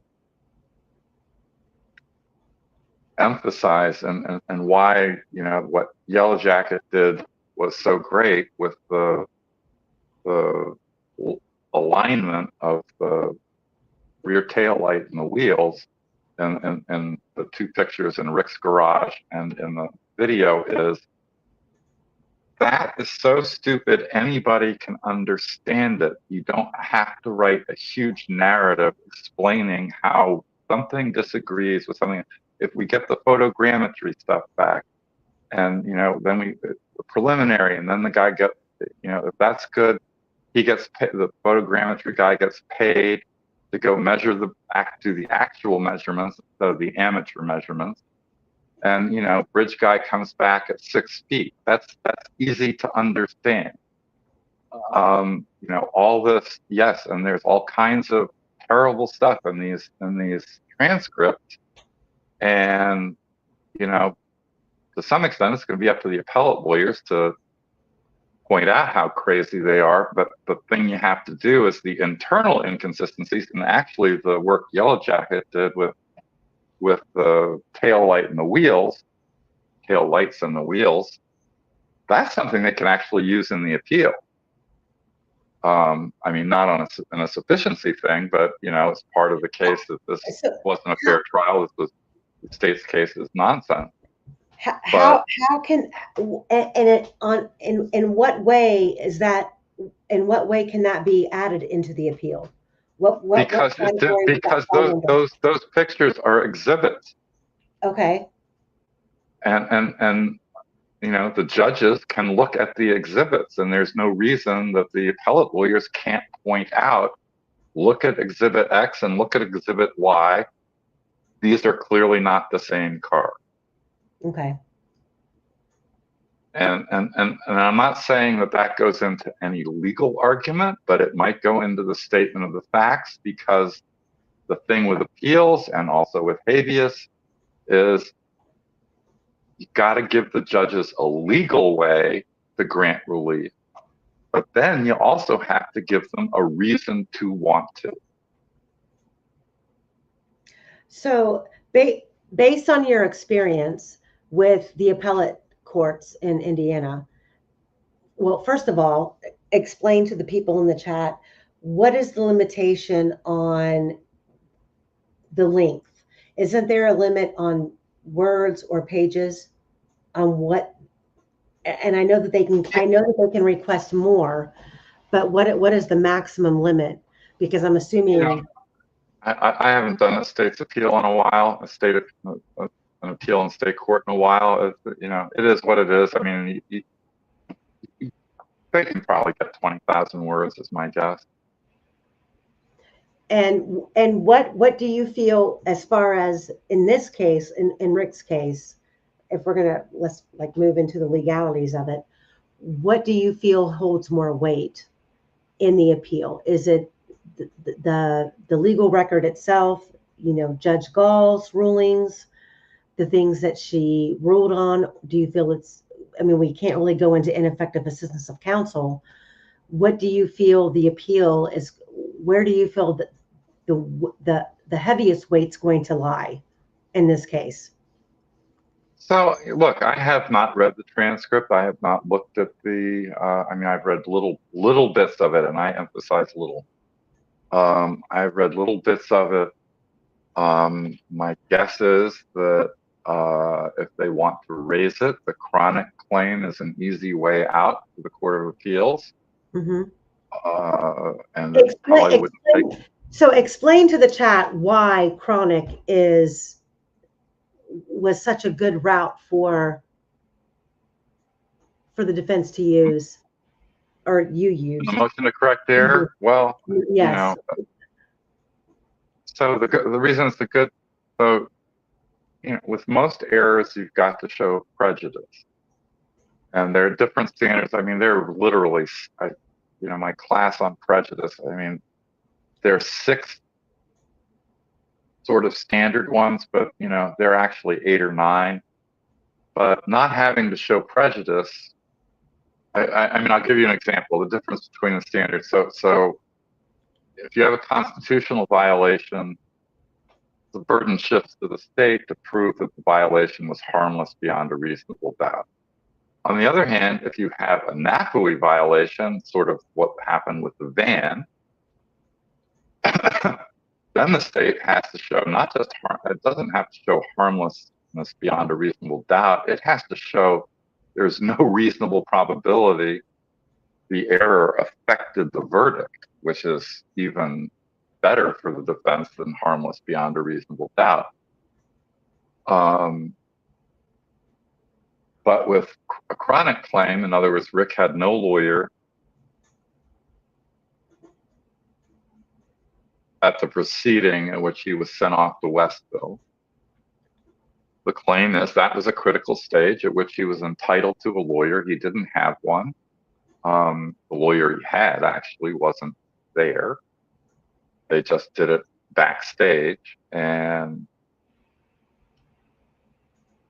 prejudice is presumed. New trial. Now, the argument, I kind of know what the Court of Appeals might say to that. They might say it's not a critical stage. The other thing that they might say is, well, they could have raised it all along, and they can, misuse chronic and say, well, and so it was harmless because they could have gotten him out at any time, and they just didn't. And that's fine. This is chess, and so that goes into later ineffective assistance claims if necessary. But the beauty of it is that Court of Appeals with a chronic claim, they don't have to get into the facts. They don't have to go after Gull. They don't have to go after the prosecution. It involves people who are no longer involved, Lesenby and Judge Diener. people who have left the scene, and it's an easy opinion to write. You just say, oh, we're so, and I've said this several times. There was a murder conviction undone by the Illinois Intermediate Appellate Court on a chronic claim, and they just said, we're so sorry, but we're constrained to reverse. Yeah, and I mean, and also the fact that by the time all of this is written and sitting at the appellate court's desk waiting for a response and a review, Judge Gall's going to be up for re-election. Well, and yeah, that's another point. And so the other thing is normally, there were a ton of evidentiary rulings. Normally, the standard for that is, and it's totally mushy. It's whatever the courts say it is. So an error, an evidentiary ruling that was wrong in order to get a reversal has to prejudice the substantial rights of the defendant, right? Whatever that means, right? Mm-hmm. But so from what I know, which is not having read the transcript, but mostly still from Andrea Burkhart's incredible reporting from the courtroom, Bob Motta's as well, a little less lawyerly, although when I listened to her, she was pretty terrific. And there were a few nights I certainly just listened to her because she was a lot shorter than Andrea or Bob. There were so many bad rulings that, I think there's a claim here that cumulatively these errors prejudiced Rick's substantial right. Yeah, I mean, even with there not being cameras in the courtroom, not being any kind of media to report live from the courtroom. I mean, obviously we had, AKA YouTubers in the courtroom, but as much as they tried to, shadow this entire case, nothing that ever came out of the Carroll County Courthouse ever implicated that Judge Gall was trying on any level to be reasonably fair. It was very, to me, she seemed very emboldened. She seemed very over the top. I think there was, who was it that I was listening to? Somebody who was in the courtroom. God bless America. Well, Andrea Burkhart said she'd seen a lot of bad judging, but she'd never seen anything like this. Well, there was I can't remember what I was listening to the other day, where they were talking. Oh no, it was Andrew Baldwin, I think, on Andy Copp's channel. And if you guys haven't watched that interview with Andrew Baldwin on Andy Copp's channel, go watch it, and then go listen to Michael on Andy's channel. But he was talking about Judge Gall basically looking at the prosecutor and giving him cues to object, and that he wishes that he would have called her out on it on the spot in the courtroom and made the jury aware that she was basically working on the side of the prosecutor, that she was giving winks and nods and looking at him imperatively like, are you not going to object to that? Because if you do, I'm going to side with you. And so those types of things. Well, she actually, at the contempt hearing, she actually made the objection. I mean, she actually, but she didn't make the objection. She actually made the argument for McClellan to overrule the hearsay objection to all the internet stuff that Hennessy wanted to get in. She came up. Hennessy objected to the state. I'm sorry. Hennessy objected to all the internet stuff that was unauthenticated. Westerman didn't testify. he objected on hearsay grounds, and Gull on her own said, "Oh, course of investigation," and let it in. And course of investigation hasn't been an exception to the hearsay rule in Indiana since 1999. Mm-hmm.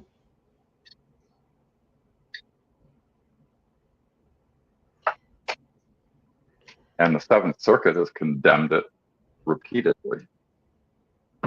I'm not surprised.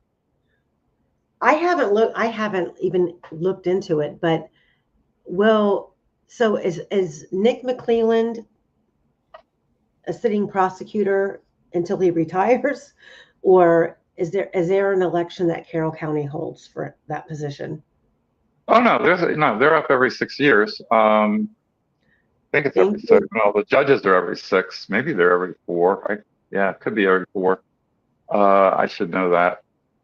But the usual progression is the judge. Was it when did he come in? 18? Yeah, so that was a special thing in 2017 because Ives got out. There was no actual election. He was appointed by the Republican caucus up there. So my guess is I think it's every 6 years. So he should be up. Maybe he's up next year too. Don't know. He should be. If it's every 4 to 6 years, he's well over 4 years.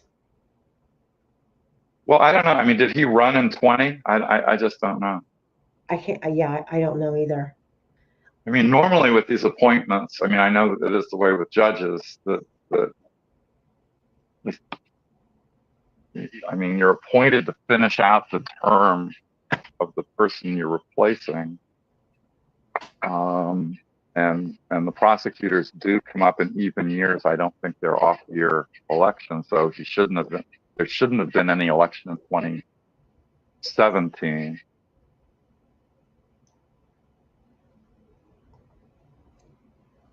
Thank you, Indy Cindy, for being a member for 3 months. Wow. The channel's growing. Classic Overthinker says, yes, McClelland wants to be a judge. Well, Quester seems to have some inside skinny on Doug Carter wanting to be a senator. As in a state senator or a U.S. senator? I don't know. I've been trying to look it up, and I don't see anything. But he says he is probably going to be running for office. Swell. Yeah, great. Well, we can